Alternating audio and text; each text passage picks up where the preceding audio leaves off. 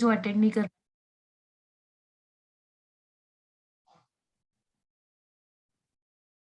Class की recording मिल जाएगी। ठीक है, तो चैप्टर स्टार्ट करते हैं। और मैं सोच रही थी कि ये डेली बेसिस पे अगर मतलब आप मुझे अगर कोई भी टाइम बता दोगे ना कि किस टाइम पे आपका क्लास रख सकते हैं, तो उस दिन मतलब मैं आपका रोज डेली बेसिस पे क्लास रख दूंगी और आपका जो पोर्शन है बहुत इजीली खत्म हो जाएगा। तो बायोमोलिक्यूल तो मैं कंसीडर कर सकती हूँ कि खत्म हो चुका है, तो आप ऑर्गेनिक के लिए बहुत ही ज्यादा मतलब कि वरीड हो। जैसे कि क्या क्या चैप्टर सीखते हो, hello alkane and hello Areen हो गया, सेकंड चैप्टर आपका हो गया अल्कोहल फिनोल एंड ईथर। ठीक है, और जो बच्चों थर्ड चैप्टर है यहाँ पे सिंपली मैं बात करूँ फिलहाल एनसीईआरटी वाइज की। ठीक है, और बाकी जो चीजें हैं तो बाकी चीजें बाद में भी बच्चों करा दी जाएंगी। ठीक है, तो पहले एनसीईआरटी वाइज चीजें जाएंगी, तो इससे आपका टर्म वन और जो जे मीन्स जो बेसिकली आने वाला है अभी जनवरी में, तो एटलीस्ट इतना तो आप लोग कर लोगे। लेकिन उससे पहले हमारा टारगेट ये है कि 10 जनवरी तक आपका एडवांस वाइज भी हम चीजें कंप्लीट करेंगे। एडवांस वाइज 10 जनवरी तक आपका ऑर्गेनिक केमिस्ट्री कंप्लीट हो जाएगा। तो फिलहाल मैं एनसीईआरटी इसलिए पढ़ा रही हूँ ताकि आप लोगों का टर्म वन अच्छे से जाए। ठीक है, तो यहाँ पे ध्यान दें कि आपके चैप्टर्स क्या क्या है। एक तो ये बच्चा है हेलो अल्केन फर्स्ट चैप्टर, दूसरा है alcohol phenol ether, third chapter है आपका aldehyde ketones and carboxylic acid, and जो फोर्थ चैप्टर है बच्चों ये अमीन्स वाला चैप्टर आता है नाइट्रोजनस कंपाउंड। और इसके बाद फिफ्थ चैप्टर आपका आता है बच्चों पॉलीमर, और एक और चैप्टर रह गया है that is chemistry in everyday life. तो ये बहुत ही छोटे छोटे चैप्टर्स है जो कि वाइज बहुत ही जल्दी खत्म हो जाएंगे। तो ये सारे चैप्टर्स खाली आप ध्यान से सुनते रहो, और चाहो तो नोट्स बना सकते हो, या फिर नहीं भी बनाओगे तो एनसीईआरटी की बुक लेके आप बैठेंगे और वहां पे चीजें आप नोट डाउन भी कर सकते हो, क्योंकि फिलहाल ये मैं आपको टर्म वन के हिसाब से चीजें पढ़ा रही हूँ। तो चैप्टर का जैसा कि नाम है halo alkanes and halo arenes, तो यहाँ पे स्टार्ट करते हैं। तो जैसा कि आप जानते हो कि ये सिंपली कहाँ से आएंगे, ये सारे आते हैं हाइड्रोकार्बन से। तो अगर किसी भी हाइड्रोकार्बन की बात करें, सपोज अगर हम सिंपलेस्ट हाइड्रोकार्बन ले लेते हैं दैट इज CH4 मीथेन, तो सपोज इससे अगर एक हाइड्रोजन हम सपोज माइनस करते हैं और इसकी जगह पे हमने क्या कर दिया, कोई भी एक्स डाल दिया, कोई भी हेलाइड डाल दिया, तो सिंपली क्या बना लेगा, CH3X बना लेगा। तो ये आपका हेलो अल्कीन बन जाता है। तो सिंपली आपने क्या देखा कि अगर किसी भी हाइड्रोकार्बन से हम एक या उससे ज्यादा फर्दर अगर हम हाइड्रोजन को रिप्लेस करते किसी भी हैलाइड से, तो उसको आप बोलेंगे वो हेलो अल्कीन बन जाता है। या फिर हेलो अल्कीन आप IUPAC में बोलते हो। अल्काइल हैलाइड अगर हम बोलेंगे तो ये आपका आ जाएगा ट्रिवियल नेम या फिर कॉमन नेम सिंपली बोल सकते हो। अब इसके आगे हम बढ़ेंगे तो ये जो हेलो अल्कीन यहाँ पे लिखा है, तो hello alkene is nothing but simply RX। यहाँ पे R आपका आता है हाइड्रोकार्बन से, और हेलो अरीन का मतलब कि यहाँ पे एक एरोमेटिक कंपाउंड होगा। सिंपली सपोज अगर हम बेंजीन की बात करें तो बेंजीन से सपोज एक हाइड्रोजन रिप्लेस हो गया किसी भी हैलोजन के साथ, तो उसको आप बोलना ये हेलो अरीन है, या फिर यहाँ पे सिंपली आप इसे हेलो बेंजीन भी बोल सकते हो। तो आगे बढ़ते हैं हम। तो यहाँ पे सिंपली देखो हम बात क्या करने वाले हैं, ये जो हमारे हेलो अल्कीन्स है, तो अगर हम बात करें ऐसे कंपाउंड्स की, तो ये सिंपली तुमने क्या देखा कि यहाँ पे जो X होगा ये sp3 हाइब्रिडाइज कार्बन एटम से डायरेक्टली जुड़ा हुआ हो सकता है, या फिर ऐसा जरूरी नहीं है। कई बार आपको क्या दिखेगा कि यहाँ पे तुम्हें sp3 हाइब्रिडाइज कार्बन एटम से जुड़ा हुआ दिख रहा है हेलो अल्केन की केस में, लेकिन अगर हेलो एरिन की बात करें तो ये जो कार्बन है ये sp2 हाइब्रिडाइज्ड है। तो यहाँ पे जो हैलोजन है that is directly attached with sp2 hybridised carbon atom, तो ये कहलाता है तुम्हारा अराइल ग्रुप। और ये है बच्चों हैलोजन, तो ये हो गया अराइल हैलाइड या फिर हैलो अरीन भी बोल सकते हो। अगर सपोज हम इसे बात करें डे टू डे लाइफ की, तो यहाँ पे ये जो कंपाउंड्स है ये बहुत ही ज्यादा इंपॉर्टेंट है। जैसे कि इंडस्ट्री में या फिर डे टू डे लाइफ में इनका बहुत ही ज्यादा इंपॉर्टेंस है। जैसे कि अगर हम सपोज बात करते हैं एक कंपाउंड की, जैसे कि मान लो हमने बात की एक एंटीबायोटिक की, क्लोरामफेनिकॉल, कंपाउंड का नाम क्या है, क्लोरामफेनिकॉल। ठीक है, तो ये जो कंपाउंड है ये भी क्या है, अल्काइल हैलाइड है। तो सिंपली ये जैसा कि नाम से ही पता लग रहा है कि यहाँ पे कौन सा फंक्शनल ग्रुप होगा, क्लोरीन प्रेजेंट होगा। तो क्लोरीन कंटेनिंग एक ऑर्गेनिक कंपाउंड है जो बेसिकली एक एंटीबायोटिक है। और ये एंटीबायोटिक का मतलब कि ऐसे मेडिसिन होते हैं जो सिंपली कहाँ से डिराइव होते हैं, माइक्रो ऑर्गेनिज्म से ही।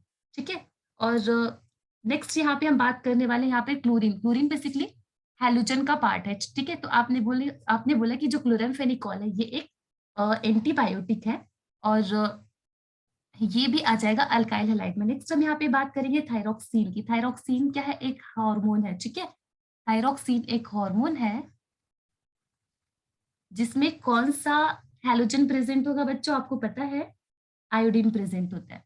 थायरॉक्सिन में आपने क्या देखा कि आयोडीन प्रेजेंट होगा, और ये बेसिकली क्या होता है, ग्वाइटर हो जाता है किसकी डेफिशिएंसी से, आयोडीन की डेफिशिएंसी। तो उसमें ये बेसिकली यहाँ पे आप याद रखेंगे थायरोक्सिन, जो कि ये भी किस में आ जाएगा, हैलोअल्कीन में आ जाएगा। तो क्लोरामफेनिकॉल, जहाँ पे क्लोरीन आपने देखा, आयोडीन वाला, थायरोक्सिन जो कि एक हार्मोन था। ठीक है, तो ऐसे आप बहुत सारी चीजों के बारे में देखेंगे, जैसे कि एक और दवाई है दैट इज क्लोरोक्वीन है। ठीक है, क्लोरोक्वीन आप याद रखना, ये मलेरिया के अगेंस्ट में यूज किया जाता है।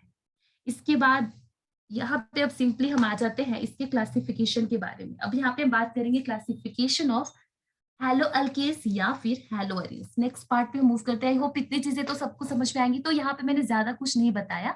यहाँ पे मैंने बताया कि जो हेलो अल्केन है तो ये सिंपली हमें ऑब्टेन होते हैं just by replacement of hydrogen with halogen. Halogen के साथ हम रिप्लेसमेंट कर देते हैं हाइड्रोजन का, तो हमें हेलो अल्केन मिलता है। और यहाँ पे 3 चीजों का मैंने नाम लिया, एक तो क्लोरामफेनिकॉल, जो कि आपने देखा कि ये एक एंटीबायोटिक होगा। दूसरा थायरोक्सिन, जो कि एक हार्मोन है जो आयोडीन की कमी से जो आपका ये हो जाता है, क्वाइटर हो जाता है, तो इसकी डेफिशिएंसी की वजह से। थर्ड आपने क्या देखा, क्लोरोक्वीन देखा। ठीक है, इसके बाद नेक्स्ट जो हम बात करेंगे that is classification of, next part पे हम चलेंगे, क्लासिफिकेशन ऑफ हैलोजन, मतलब क्लासिफिकेशन ऑफ हैलो अल्कीन बोल दो सिंपली आप, हैलो अल्कीन। तो इसमें करना ये है कि अब आप देखेंगे कि अलग अलग बेसिस पे हम इनको क्या कर सकते हैं, अलग अलग तरीके से क्लासिफिकेशन कर सकते हैं। जस्ट फॉर एग्जाम्पल, अगर हम सपोज बात करते हैं on the basis of number, देखो पहले तो इनको हम 2 चीजों में कर देते हैं। एक तो जैसे कि आपने देखा हैलो अल्कीन दिया है और एक हैलो अरीन दिया है, तो चलो एक को हमने हैलो अल्केन बोला, इसका मतलब कि आप बोलेंगे कि ओपन चेन कंपाउंड रहेंगे। दूसरा हमारा हो जाएगा बच्चों हैलो अरीन। हेलो रिंग में सिंपली आप देखेंगे कि बेंजीन रिंग आ जाएगा। तो यहाँ पे एक तो तुमने एलिफैटिक वाले की बात की, हेलो अल्केन मतलब कि ओपन चेन, या फिर aliphatic halogen containing compound. Second हमने बोला हेलो अरीन मतलब कि aromatic halogen containing compound. Halogen जिसको हम एक्स से सिंपली रिप्रेजेंट करते हैं, हैलोजन कंटेनिंग कंपाउंड या फिर हेलो अरीन। ठीक है, अब इसके आगे हम बढ़ेंगे। तो यहाँ पे हमने सबसे पहले क्या देखा, अब हम बात करेंगे एलिफैटिक वाले की। तो एलिफैटिक वाले को आप फर्दर किस, मतलब on the basis of number of, ठीक है, हाइड्रोजन आप इसे क्या कर सकते हो, on the basis of number of halide group, इसकी बेसिस पे आप इसको फर्दर डिवाइड कर सकते हो कैटेगरीज में। जैसे कि यहाँ पे हमने बोला कि अगर सपोज कहीं पे भी एक हैलोजन है, नंबर ऑफ हैलोजन कितना है, सिर्फ एक है, तो आपने इसको बोला मोनो हैलो अल्केन। अगर कहीं पे भी एक आता है, एक हैलोजन आता है, तो आपने उसे मोनो हैलो अल्केन बोला। सपोज कहीं पर भी 2 आता है, अगर कहीं पे भी हैलाइड का नंबर सपोज 2 है, तो उसको आप क्या बोल सकते हो, डाई हैलो अल्केन बोल सकते हो।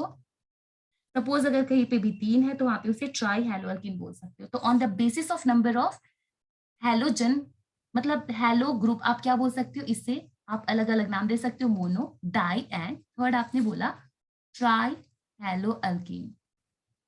ठीक है, हैंड राइटिंग जहाँ पे आपको समझ में नहीं आएगी आप पूछ सकते हैं। इसी तरीके से हमने सेकेंड वाली कैटेगरी में देखा। चलो एग्जाम्पल की अगर हम बात करें तो यहाँ पे आपने सपोज CH3Cl बोल दिया। इस तरीके से बहुत सारे एग्जाम्पल ले सकते हो, सपोज इथाइल क्लोराइड ले लेते हो या फिर प्रोपाइल ब्रोमाइड, कुछ भी ले सकते हो। डाई हैलो अल्केन की अगर हम बात करें तो जस्ट फॉर एग्जाम्पल हमने कुछ इस तरीके से सपोज लिख दिया, तो ये तुम्हारा हो जाएगा डाई हैलो अल्केन। ट्राई में आप देखेंगे कि यहाँ पे सपोज 3 कार्बन एटम ले लेते हैं हम और इसके साथ सपोज 3Cl हम जोड़ देते हैं, तो ये तुम्हारा थर्ड एग्जाम्पल हो जाएगा। और बाकी हाइड्रोजन आप यहाँ पे ऐड कर लेना। यहाँ पे दूसरी वाले की बात करें हेलो अरीन की, तो हेलो अरीन में बच्चों सबको समझ में तो आ रहा है, थोड़ा सा मैं फास्ट जा रही हूँ और फास्ट ही जाऊंगी, लेकिन सबको समझ में आना चाहिए, वो सबसे ज्यादा इंपॉर्टेंट है। यस बेटा, समझ में आ रहा है सबको? Yes ma'am. Yes ma'am. आवाज नहीं आ रही वैसे, शायद आकांक्षा ने कुछ बोला। ठीक है, अब यहाँ पे एरोमेटिक वाले की बात कर लेते जिसे आपने हेलो अरीन बोला। तो यहाँ पे सिंपली आप बेटा ये समझने की कोशिश करो कि यहाँ पे भी हम क्या कर सकते हैं, चीजों को देख सकते हैं। जैसे कि आपने देखा यहाँ पे मोनो हेलोअरीन हो सकता है, जैसे कि सपोज यहाँ पे आपने क्लोरोबेंजीन की बात करी तो इसे आप बोलेंगे मोनो हेलोअरीन। ठीक है, इसी तरीके से सपोज यहाँ पे डाई हेलोअरीन आ गया, तो यहाँ पे आपने सपोज क्लोरीन ले लिया, यहाँ पे चलो मेटा पोजिशन पे, मतलब कि ऑर्थो मेटा पैरा किसी भी पोजिशन को आप चूज कर सकते हो। तो ये मोनो हेलोअरीन रहा, ये डाई हेलोअरीन रहा, या फिर ट्राई हेलोअरीन भी आप ले सकते हो। और यहाँ पे आप देखेंगे कि नंबर ऑफ हेलोजन यहाँ पे टोटल 3 हो सकते हैं, कोई भी पोजीशन आप चूज कर सकते हो। 1 2 3 यहाँ पे हमने लिया है, तो 1 3, मतलब आप कुछ भी यहाँ पे ऐसे ले सकते हो और फाइनली आप देख लेना कि एग्जैक्टली नंबर यहाँ पे क्या आएगा। तो ये तो आपका हो गया on the basis of number of halogen atom present. अब इसके बाद हम जो दूसरा क्लासिफिकेशन करेंगे it will be on, next page पे आ जाते हैं, सेकेंड क्लासिफिकेशन। अब यहाँ पे हमें देखना पड़ेगा compounds containing sp3 hybridised carbon atom, compounds containing sp3 hybridised carbon atom. ठीक है, तो अब यहाँ पे सबसे पहले आप देखो, जैसे कि यहाँ पे हमने बात की sp3 हाइब्रिडाइज्ड कार्बन एटम की, तो सिंपल सी बात है कि यहाँ पे हमें किससे लेना है, सिंगल बॉन्ड वाले कंपाउंड्स को लेना है। sp3 हाइब्रिडाइज मतलब कि यहाँ पे हम सिंपली यहाँ पे जो हमारा कार्बन चेन होगा, यहाँ पे सिर्फ और सिर्फ हमारा अल्केन की तरह ही चीजें आएंगी, जैसे कि आप यहाँ पे देख पा रहे हो। कुछ इस तरीके से हम बात करने वाले हैं आगे। तो जैसे कि आप देख सकते हो, ये जो हमारा कार्बन एटम है, तो हम इसकी नंबरिंग यहाँ से करेंगे 1 2 3 4। तो ये तो एक एग्जाम्पल हो गया, एग्जाम्पल नंबर 1। दूसरे एग्जाम्पल की अगर हम बात करें तो यहाँ पे आप देखेंगे 1 2 3 4। तो यहाँ पे सपोज हमने कुछ इस तरीके से हमारे हैलाइड को यहाँ पे डाल दिया, हैलोजन ग्रुप को हमने यहाँ पे लगा दिया। तो ये हमारा दूसरे टाइप का हो गया। सपोज एग्जाम्पल नंबर 3 की बात करें तो यहाँ पे हमने कुछ इस तरीके से ले लिया 1 2 3, सपोज यहाँ पे कुछ ऐसा किया और एक्स को हमने यहाँ पे डाल दिया। तो आपने क्या देखा कि अल्काइल हैलाइड में आपने जो आपका हैलोजन एटम है, अब इसको अल्काइल ग्रुप में किस तरीके से अटैच करते हो, इसके बेसिस पे हम इसको अलग अलग कैटेगरीज में डिवाइड कर सकते हैं। तो फर्स्ट वाले केस में आपने क्या देखा कि यहाँ पे ये जो हैलोजन है ये ऐसे कार्बन एटम से अटैच्ड है जो, इसे हम क्या बोल सकते हैं बच्चों, इसे हम प्राइमरी बोल सकते हैं। ये बात सबको समझ में आ रही है? प्राइमरी का एग्जैक्ट मीनिंग क्या होगा? देखो, प्राइमरी का मतलब ये होगा कि यहाँ पे ये प्राइमरी कार्बन एटम से अटैच्ड है। यहाँ पे आप देखेंगे तो ये वाला कार्बन आपका सेकेंडरी हो जाता है। तो इस देखो देखो जो फर्स्ट वाला रहेगा this is primary alkyl halide, ठीक है, प्राइमरी अल्काइल हैलाइड बोल सकते हो। सेकेंड वाले को आप बच्चों बोल सकते हो सेकेंडरी अल्काइल हैलाइड। थर्ड वाले में आपने क्या देखा, ये टर्शियरी से अटैच्ड है, जैसे आप बोल सकते हो टर्शियरी अल्काइल हैलाइड। ये बात सबको समझ में आई? तो यहाँ पे आपको सिंपली क्या देखना है कि जो हैलोजन एटम है वो किस कार्बन से अटैच है। फर्स्ट वाले में आपने प्राइमरी से अटैच किया है हैलाइड ग्रुप को, सेकेंड वाले में आपने सेकेंडरी से अटैच किया है, और थर्ड वाले में बच्चों आपने इसे टर्शियरी कार्बन एटम से अटैच किया है। तो उसकी बेसिस पे आप इसको फर्दर 3 कैटेगरीज में डिवाइड कर सकते हो। तो एक तो अपने बात यहाँ पे कर ली है हैलो अल्केन्स की, ठीक है। अब यहाँ पे हम दूसरी और भी बात करते हैं, एक और कैटेगरी आती है। नेक्स्ट पे चल लेते हैं। सबको ये समझ में आया क्या? मैं आगे बढ़ू बच्चों? Yes ma'am.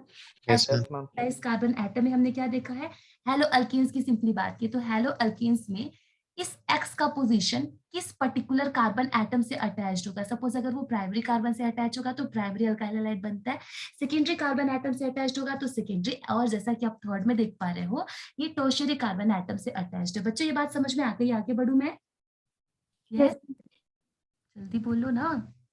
चलो नेक्स्ट वाले की हम बात करते हो। जो नेक्स्ट आप देखते हो यहाँ पे अलाइलिक हैलाइड की बात करेंगे। अलाइलिक हैलाइड का सिंपल सा मतलब ये है, जैसा कि आपको अनाइलिक और विनाइलिक की चीजें तो ऑलरेडी पता है। अलाइलिक हैलाइड sp3 हाइब्रिडाइज्ड में आप बात कर रहे हो, sp3 हाइब्रिडाइज्ड कार्बन एटम की।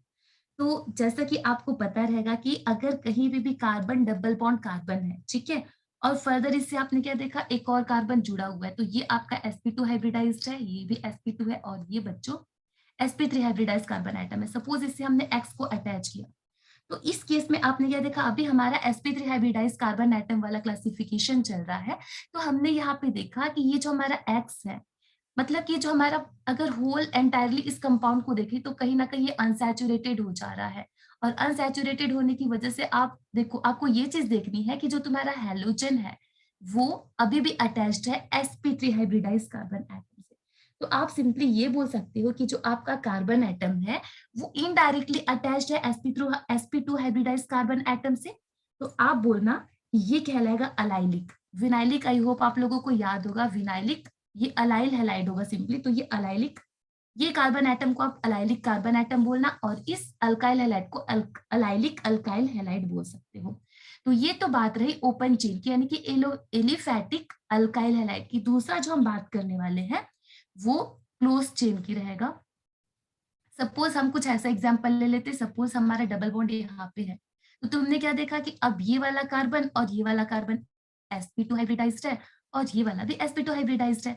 सपोज अगर ये वाला जो कार्बन एटम होगा, ये वाला तो sp3 होगा ना, अगर यहाँ पे कोई x प्रेजेंट होगा तो ये रिप्रेजेंट करेगा एक क्लोज चेन जहां पे तुमने देखा कि हैलाइड ग्रुप प्रेजेंट है उस कार्बन एटम से अटैच्ड है जो कि sp3 हाइब्रिडाइज्ड है। मतलब कि आप बोल सकते हो यहाँ पे भी कि इनडायरेक्टली ये जो हमारा x है ये sp2 से अटैच्ड है, लेकिन डायरेक्टली नहीं, वो एक sp3 हाइब्रिडाइज्ड वाले कार्बन एटम से हो कि फिर sp2 हाइब्रिडाइज्ड कार्बन एटम से अटैच हो रहा है।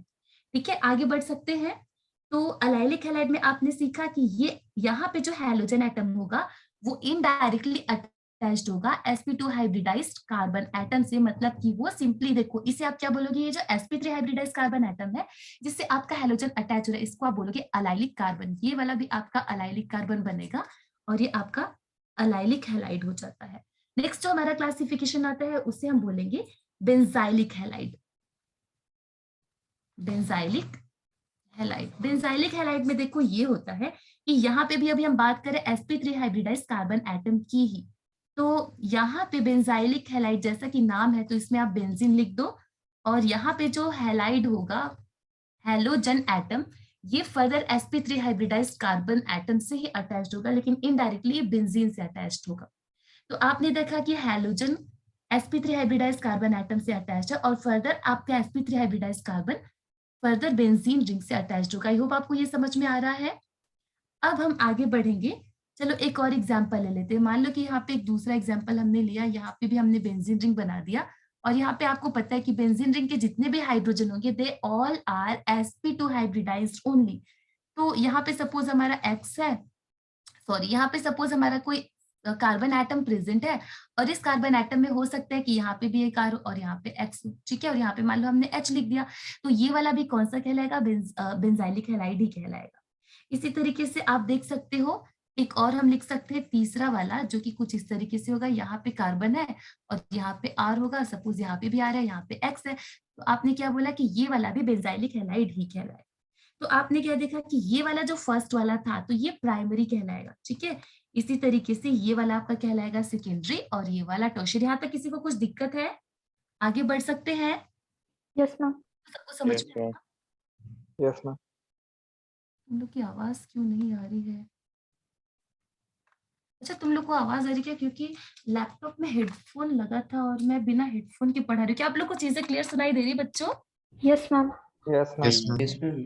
जी मैम। इतनी बड़ी गलती कर दी थी। अच्छा ठीक है, आगे बढ़ते हैं। तो अब हमने देखा ये क्लासिफिकेशंस आपने देख ली। तो अब तक आपने दो क्लासिफिकेशंस देखे। एक तो आपने देखा कि on the basis of number of halogen atoms हमने इसको तीन कैटेगरी में डिवाइड किया, mono haloalkane, di haloalkane and tri haloalkane. दूसरा हमने compound containing sp2 hybridised CX bond देखा था जहां पे हमने उसको फर्दर तीन कैटेगरी में डिवाइड किया। एक तो RX को हमने प्राइमरी, सेकेंडरी और टर्शियरी में देखा, सेकंड अलाइलिक हैलाइड देखा और थर्ड वाला हमने बेंजाइलिक हैलाइड देखा। अब थर्ड हमारा एक और क्लासिफिकेशन आता है compounds containing sp2 hybridised, compounds containing sp2 hybridised, ठीक है, CX बॉन्ड। यहाँ पे हमारा जो कार्बन एटम होगा, मतलब जो हैलोजन होगा वो directly sp2 hybridised carbon atom से अटैच होगा। तो इसमें दो केसेस ही आएंगे, एक तो विनाइलिक हैलाइड आ जाएगा और सेकंड बच्चों आ जाएगा अराइल हैलाइड आएगा, ठीक है। तो विनाइल में जैसा कि आप जानते हो कार्बन डबल बॉन्ड कार्बन, इससे क्या अटैच होगा, डायरेक्टली एक्स अटैच हो जाएगा। तो सपोज अगर मैं यहाँ पे कुछ ऐसे लिख दूं CH यहाँ पे और मान लो यहाँ पे मैं X की जगह पे L लिख देती, तो इसको आप क्या बोलते हो, विनाइल क्लोराइड वैसे भी आप बोलते हो। और यहाँ पे देखेंगे अराइल वाले में, तो यहाँ पे तुम्हें एक चीज याद रखनी, ये जो क्लोरीन है, हैलोजन है, ये डायरेक्टली अटैच्ड है sp2 हाइब्रिडाइज्ड कार्बन एटम से। तो अलाइलिक वाले पोजीशन में आपने देखा था कि जो आपका हैलोजन था वो sp2 हाइब्रिडाइज्ड कार्बन से इनडायरेक्टली अटैच था, वहां पे बीच में sp3 हाइब्रिडाइज से मतलब अटैच होके फर्दर sp2 हाइब्रिडाइज से अटैच होता था, और यहाँ पे directly sp2 hybridise carbon atom से अटैच हो रहा है। अब हम आगे बढ़ते हैं, अराइल हैलाइड की बात करते हैं। तो इसमें आपने देखा कि ये आपका बेंजीन रिंग है। बेंजीन रिंग में तुम्हें पता है कि सारे के सारे कार्बन sp2 हाइब्रिडाइज्ड होंगे। तो यहाँ पे ये जो X होगा, सपोज क्लोरीन, फ्लोरीन, ब्रोमीन कुछ भी हम लेते हैं, अगर वो डायरेक्टली अटैच्ड है तो वो अराइल हैलाइड हो जाएगा, ठीक है। तो इतना आपका क्लासिफिकेशन में पढ़ना था। आई होप अभी क्लासिफिकेशन में किसी को कुछ दिक्कत नहीं आई होगी। यस, आगे बढ़ जाते हैं। अब हम यहाँ पे बात करेंगे नॉमेनक्लेचर की। तो नॉमेनक्लेचर में बच्चों आप चाहो तो एनसीईआरटी लेके बैठ सकते हो और लाइन बाय लाइन चीजों को मतलब मिला भी सकते हो यहाँ पे मतलब बैठ के, क्योंकि मैं पूरा ही पूरा एनसीईआरटी फॉलो कर रही हूँ और एनसीईआरटी के अलावा कुछ भी फॉलो नहीं कर रही हूँ फिलहाल के लिए। और ठीक है, आगे बढ़ जाते हैं हम। तो नॉमेनक्लेचर की बात करें तो जैसा कि आप जानते हैं आईयूपीएसी नॉमेनक्लेचर तो सबको आता है ना। यस बेटा, जैसे कि अगर हम ट्रिवियल नॉमेनक्लेचर या फिर कॉमन नेम की बात करें तो जैसे कि अगर हम सपोज यहाँ पे लिख देते हैं CH3Cl लिख देते हैं, तो इसको आप बोलते हो अल्काइल हैलाइड बोलते हो। तो यहाँ पे ये तुम्हारा अल्काइल हैलाइड की जगह पे CH3Cl के लिए हो जाएगा मिथाइल क्लोराइड हो जाएगा। इसी तरीके से अगर मान लो यहाँ पे हम लिख देते हैं CH3CH2Br वगैरह कुछ ऐसा लिखते हैं, तो ये इथाइल ब्रोमाइड हो जाएगा। तो अल्काइल हैलाइड ही इसका ट्रिवियल नेम या फिर कॉमन नेम हो गया। आईयूपीएसी नेम की बात करें तो आप क्या बोलोगे, इसे क्लोरोमीथेन बोलोगे, इसे ब्रोमोइथेन बोलोगे। सपोज अगर हम कुछ इस तरीके से अगर लिख देते हैं, एक और कंपाउंड मान लो मैं लिख देती हूँ CH3CH CH2Cl और यहाँ पे मैंने लिख दिया है CH3, तो इसे तुम क्या बोलते हो, आइसोब्यूटाइल क्लोराइड बोल सकते हो। लेकिन अगर इसकी नंबरिंग करके आईयूपीएसी नेम की बात करें तो इसका नाम हो जाएगा, नाम क्या होगा बच्चों, बोलो 1 chloro 2 methyl propane। ये तो सबको आता है ना, तो आईयूपीएसी मुझे बताना चाहिए या नहीं, बोलो। No ma'am. ठीक है, आगे बढ़ते हैं। चलो इस कंपाउंड का एटलीस्ट नाम बता दो। चलो एक कंपाउंड तुमको दे देती हूँ। एक कंपाउंड है मेरे पास और इस कंपाउंड का कॉमन नेम और आईयूपीएसी नेम दोनों आप बता देना। इसका कॉमन नेम क्या होगा और आईयूपीएसी नेम। सपोज मैंने लिख दिया CH2 double bond CH CH2Br। इसका कॉमन नेम और आईयूपीएसी नेम दोनों बता दो जल्दी से। यस जल्दी, टाइम नहीं है ना। देखो ये तो एक तो तुम्हारा अलाइल, देखो ये अलाइल वाला कार्बन है तो अलाइल ब्रोमाइड हो गया कॉमन नेम के लिए। और आईयूपीएसी नेम की अगर हम बात करिए, अलाइल होता है ना बच्चों, अभी जस्ट सीखा है। यहाँ पे जो ब्रोमीन है वो sp3 हाइब्रिडाइज कार्बन एटम से अटैच्ड है, तो ये कॉमन नेम में आप इसको अलाइल ब्रोमाइड लिख सकते हो। लेकिन अगर हम बात करें आईयूपीएसी नेम की तो आप क्या बोलोगे, नंबरिंग हमें कहाँ से शुरू करनी चाहिए। अगर आपको आईयूपीएसी नेम में प्रायोरिटी ऑर्डर याद हो तो पहले अल्केन को हम प्रायोरिटी देते, फिर अल्कीन को, फिर अल्काइन को, लास्ट में आप हैलोजन को देते हो। तो नंबरिंग की हम शुरुआत कहाँ से करेंगे, यहाँ से करेंगे। ये 1 बनेगा, ये 2 बनेगा, ये 3 बनेगा। तो ये आपका कंपाउंड का आईयूपीएसी नेम होगा 3 ब्रोमोप्रोपीन। ठीक है बच्चों, यस। एक बार आप रिवाइज कर लेना क्लास 11th का जो कुछ भी नॉमेनक्लेचर वाला पार्ट था। अब हम डायरेक्टली आ जाते हैं नेचर ऑफ CH बॉन्ड पे, मूव कर सकते हैं। तो आईयूपीएसी प्लीज आप लोग कर लेना, अगर फर्दर कुछ डाउट आता है तो एक बार मुझे मैसेज कर देंगे, मैं पढ़ा दूंगी। नेक्स्ट जो हमारा टॉपिक है that is nature of CX bond. लेकिन इससे भी पहले कुछ चीजें छूट गई हैं, ये मैं आपको पढ़ा देती हूँ कि देखो जेमिनल और विसिनल में क्या डिफरेंस होता है। तो जैसे कि एक कंपाउंड में ले लेती हूँ कुछ इस तरीके से, यहाँ पे मैंने क्लोरीन अटैच किया, यहाँ पे हाइड्रोजन और यहाँ पे CH3 अटैच किया। तो तुमने क्या देखा कि ये फर्स्ट कार्बन एटम है, ये सेकेंड कार्बन एटम है। तो इसको हम क्या बोलेंगे कि अगर हम इसके मतलब इसकी बात करें इस कंपाउंड की, तो तुम क्या बोलोगे, ये इथिलीन डाइक्लोराइड है बेसिकली। ठीक है, मतलब कि इसको तुम क्या बोल, इथिलीडीन डाइक्लोराइड है सिंपली। यहाँ पे इसे तुम क्या बोल सकते हो, देखो जब सेम कार्बन एटम पे 2 हैलाइड आते हैं तो इसे जेमिनल या फिर जेम डाई हैलाइड बोलते हैं। ठीक है, और सपोज अगर सेम कंपाउंड कुछ इस तरीके से रहता है, यहाँ पे क्लोरीन होता, बाकी को आप हाइड्रोजन से यहाँ पे लिख देते, तो इसको हम क्या बोलते, इसको हम बोलते विसिनल डाई हैलाइड। ये सबको याद है ना, ये इंफॉर्मेशन आपको क्लास 11th में भी दी गई थी। तो यहाँ पे डाई हैलाइड ना लिख के हम क्या लिखेंगे, डाइक्लोराइड। ये विसिनल डाइक्लोराइड हो गया और ये जेमिनल डाइक्लोराइड हो गया। अब हम आगे बढ़ेंगे और हम यहाँ पे बात करने वाले हैं नेचर ऑफ CX बॉन्ड की। तो नेक्स्ट हेडिंग यहाँ पे मैं डाल देती हूँ, नेचर ऑफ CX बॉन्ड की। बच्चों यहाँ तक किसी को कोई दिक्कत तो नहीं आई है ना, आगे बढ़ सकती हूँ ना। Yes ma'am. ठीक है, तो नेचर ऑफ CX बॉन्ड में तुमने क्या देखा कि अब यहाँ पे हम बात कर रहे हैं सिंपली हेलो अल्कीन्स की। तो हेलो अल्कीन में CX बॉन्ड तो आपको मिलेगा, सिंपली ये क्या हो सकता है, CF बॉन्ड हो सकता है, CCl हो सकता है, CBr हो सकता है, CI हो सकता है। तो आपको ये समझने की जरूरत है कि यहाँ पे ये जितने भी ग्रुप 17 एलिमेंट्स हैं, जो कुछ भी हम ग्रुप 17 एलिमेंट्स की बात करेंगे वो डायरेक्टली अटैच्ड होंगे कार्बन एटम के साथ। और यहाँ पे हम ये बोलेंगे कि इनकी इलेक्ट्रोनेगेटिविटी ज्यादा होती है। हैलोजन एटम्स की इलेक्ट्रोनेगेटिविटी कार्बन एटम के कंपैरिजन में ज्यादा होने की वजह से होगा ये कि इनके बीच में जो शेयर्ड पेयर ऑफ इलेक्ट्रॉन है वो शिफ्ट हो जाएगा कहीं ना कहीं हैलोजन की तरफ। और हैलोजन की तरफ शिफ्ट होने की वजह से होगा ये कि कार्बन के ऊपर से इलेक्ट्रॉन इसके तरफ थोड़े से इलेक्ट्रॉन्स का झुकाव हैलोजन की तरफ होगा, तो इसके ऊपर पार्शियली पॉजिटिव चार्ज आएगा और इसके ऊपर पार्शियली नेगेटिव चार्ज आएगा। एक्स के ऊपर आपने देखा कि there will be partially negative charge over this halogen atom. तो आपने क्या देखा कि अब यहाँ पे पोलराइजेशन हो चुका है। पोलराइजेशन का मतलब कि एक की तरफ पार्शियली पॉजिटिव चार्ज, दूसरे की तरफ पार्शियली नेगेटिव चार्ज आ चुका है। अब जैसे जैसे सपोज हम बात करते हैं, जैसे हमने फ्लोरीन लिया, यहाँ पे क्लोरीन लिया, यहाँ पे फर्दर हम ब्रोमीन लेते, यहाँ पे हम आयोडीन लेते, तो आप अगर ग्रुप नंबर 17 की बात करो, तो जब आप डाउन द ग्रुप जाते हो तो इलेक्ट्रोनेगेटिविटी बच्चों घटती है। ठीक है, इलेक्ट्रोनेगेटिविटी घटती है, लेकिन एट द सेम टाइम आपको ये भी पता है कि एटम की साइज क्या होती जा रही है, बढ़ती जा रही है। जैसे कि ये सेकेंड पीरियड से बिलोंग करता है, ये थर्ड, ये फोर्थ, ये फिफ्थ, तो आपने क्या देखा कि इसमें नंबर ऑफ शेल 2 होते हैं, इसमें बच्चों 3 होते हैं, इसमें 4 होते हैं, इसमें 5, तो साइज ऑफ द एटम क्या होते जा रहा है, बढ़ता जा रहा है। तो आपने क्या देखा कि जब आप डाउन द ग्रुप जा रहे हो फ्लोरीन क्लोरीन ब्रोमीन आयोडीन की तरफ, तो फ्लोरीन की साइज सबसे छोटी है और आयोडीन की साइज सबसे बड़ी है। इसके हिसाब से आप बोलेंगे कि बॉन्ड लेंथ सबसे ज्यादा होगा, सी आई के बीच का बॉन्ड लेंथ सबसे ज्यादा होगा। ठीक है, और सबसे छोटी बॉन्ड लेंथ होगी chlorine sorry carbon and fluorine के बीच की।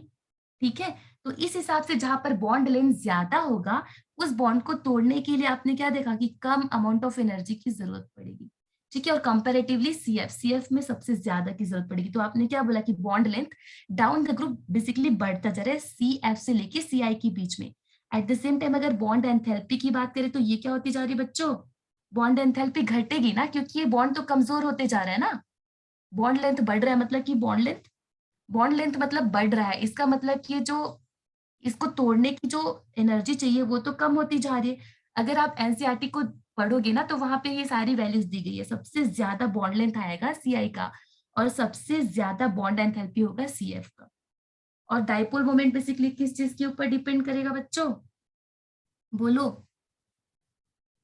यस, डाइपोल मोमेंट ऊपर से नीचे घटेगा या बढ़ेगा, कुछ सोच पा रहे हो आप?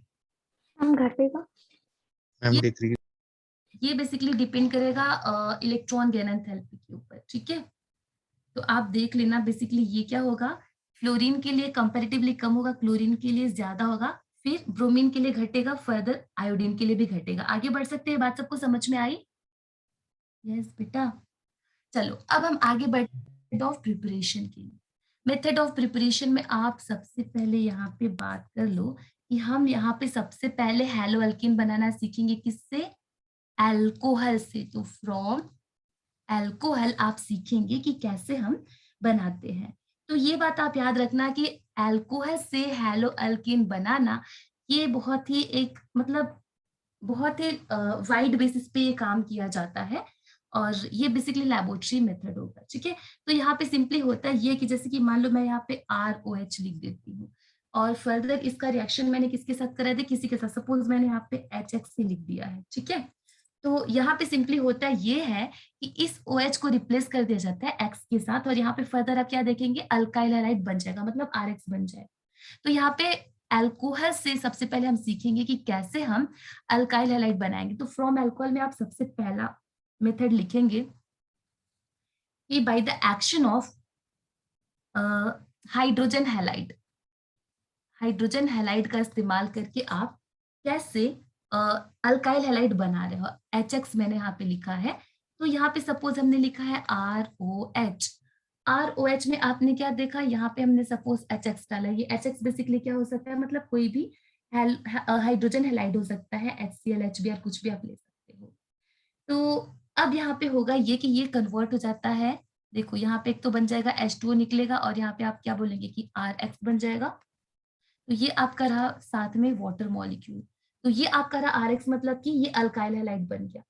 सिंपली अगर मान लो कि अगर हम यहाँ पे एक एग्जाम्पल लेते हैं, मान लो कि हमने यहाँ पे CH2 मतलब इथाइल अल्कोहल ले लिया और साथ में मान लो हमने यहाँ पे रख लिया है HCl, तो यहाँ से आपको पता है वाटर मॉलिक्यूल निकल जाएगा और साथ में क्या बनेगा, और यहाँ पे आप याद रखना कि एनहाइड्रस ZnCl2 लेते हैं। बच्चों याद रखो कि एनहाइड्रस ZnCl2 का इस्तेमाल किया जाता है और यहाँ पे आपने सपोज इथेनॉल लिया, इथेनॉल प्लस HCl आप कर रहे हो, तो तुमने क्या देखा कि यहाँ पे सिंपली हमने प्राइमरी अल्कोहल का इस्तेमाल किया है। तो ऐसा जरूरी नहीं आप प्राइमरी या फिर सेकेंडरी किसी भी अल्कोहल को ले सकते हो। तो जब उसमें आप HCl डालोगे हाइड्रोक्लोरिक एसिड इसमें जब आप पास करोगे तो आप क्या देखोगे कि यहाँ पे वाटर मॉलिक्यूल अलग हो जाएगा और यहाँ पे क्या बन जाएगा, RX बन जाएगा, मतलब कि CH3 CH2Cl बन जाएगा, ठीक है। और ये जो मेथड है इसको कौन सा प्रोसेस बोलते हैं, ग्रूव्स प्रोसेस बोलते हैं, याद रखोगे तुम, ग्रूव्स प्रोसेस। क्लियर? यस। तो आपने क्या बोला, ये सेकेंडरी के साथ भी हम रिएक्शन कर सकते हैं। तो सेकेंडरी के लिए चलो मैं एक और एग्जांपल ले लेती हूँ, CH3 सपोज यहाँ पे हमने कुछ ऐसा ले लिया, यहाँ पे हमने ये सेकेंडरी अल्कोहल हो जाएगा बच्चों आपका। अब यहाँ पे आपने HCl सपोज अगर डाला तो फर्दर आप देखेंगे कि यहाँ से वाटर मॉलिक्यूल निकलेगा। अब ये क्या बन जाएगा, ये जो तुम्हारा कंपाउंड बनेगा ये बनेगा 2-क्लोरोप्रोपेन, ठीक है, with removal of water molecule. मेरी बात सबको समझ में आ रही है? Yes ma'am. तो यहाँ पे भी आपको क्या करना है, Yes, CO2 का इस्तेमाल करना है। तो प्राइमरी और सेकेंडरी अगर आपके पास है तो बेसिकली ये कन्वर्ट हो जाते हैं अल्काइल हैलाइड में। तो आपने क्या देखा, अगर मान लो अगर टर्शियरी अल्कोहल है तो टर्शियरी अल्कोहल की रिएक्टिविटी बहुत ही ज्यादा होगी। अगर प्राइमरी सेकेंडरी टर्शियरी अल्कोहल में आप कंपेयर करेंगे ना तो यहाँ पे प्रोडक्ट तो आप लोग लिख लोगे, प्रोडक्ट चलो मैं भी लिख देती हूँ, CH3 यहाँ पे C लिख दो, यहाँ पे CH लिख दो। मान लो कि अगर हम टर्शियरी अल्कोहल ले लेते तो टर्शियरी अल्कोहल के केस में ये बात होती है कि ये बहुत ही ज्यादा क्या है, रिएक्टिव है, इसकी रिएक्टिविटी बहुत ही ज्यादा है। तो इसलिए यहाँ पे ये वाला जो रिएक्शन है तो in absence of zinc chloride भी पॉसिबल है, ठीक है बच्चों, याद रखोगे। प्राइमरी और सेकेंडरी के रिएक्शन के लिए आपने क्या देखा कि वहां पे आप एनहाइड्रस ZnCl2 ले रहे थे, जो कि इस बॉन्ड के टूटने के लिए इसकी रिक्वायरमेंट थी, मतलब कि कार्बन ऑक्सीजन बॉन्ड यहाँ पे टूट रहा था ना बच्चों, तो कार्बन ऑक्सीजन बॉन्ड को टूटने के लिए ZnCl2 हेल्प करता है। और यहाँ पे ZnCl2 सिंपली किसकी तरह बिहेव करेगा, एक लुईस एसिड की तरह बिहेव करेगा।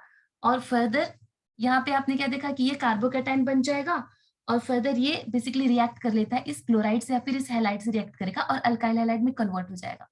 अब यहाँ पे हमने टर्शियरी की अगर बात कर ली तो टर्शियरी बहुत ही ज्यादा रिएक्टिव है, इसकी रिएक्टिविटी बहुत हाई है। तो इसलिए आप यहाँ पे बोल सकते हो कि अगर यहाँ पे हमने टर्शियरी अल्काइल हैलाइड लिया है तो ये बिना ZnCl2 की भी रिएक्शन देगा, और वो भी कहाँ पे देगा, रूम टेम्परेचर पे। मेरी बात समझ में आ रही है? तो यहाँ पे आपका क्या बन जाएगा, प्रोडक्ट आपका बन जाएगा कुछ इस तरीके से। हाइड्रोजन में यहाँ पे नहीं लिख रही तो प्लीज आप इसे कंप्लीट करना। With removal of water molecule there will be formation of, यहाँ पे बन जाएगा 2-क्लोरो 2-मिथाइल, क्या बन जाएगा बच्चों, प्रोपेन बन जाएगा, टर्शियरी ब्यूटाइल क्लोराइड, ठीक है। ये बात सबको समझ में आ गई? Yes yes ma'am. जाते हैं हम।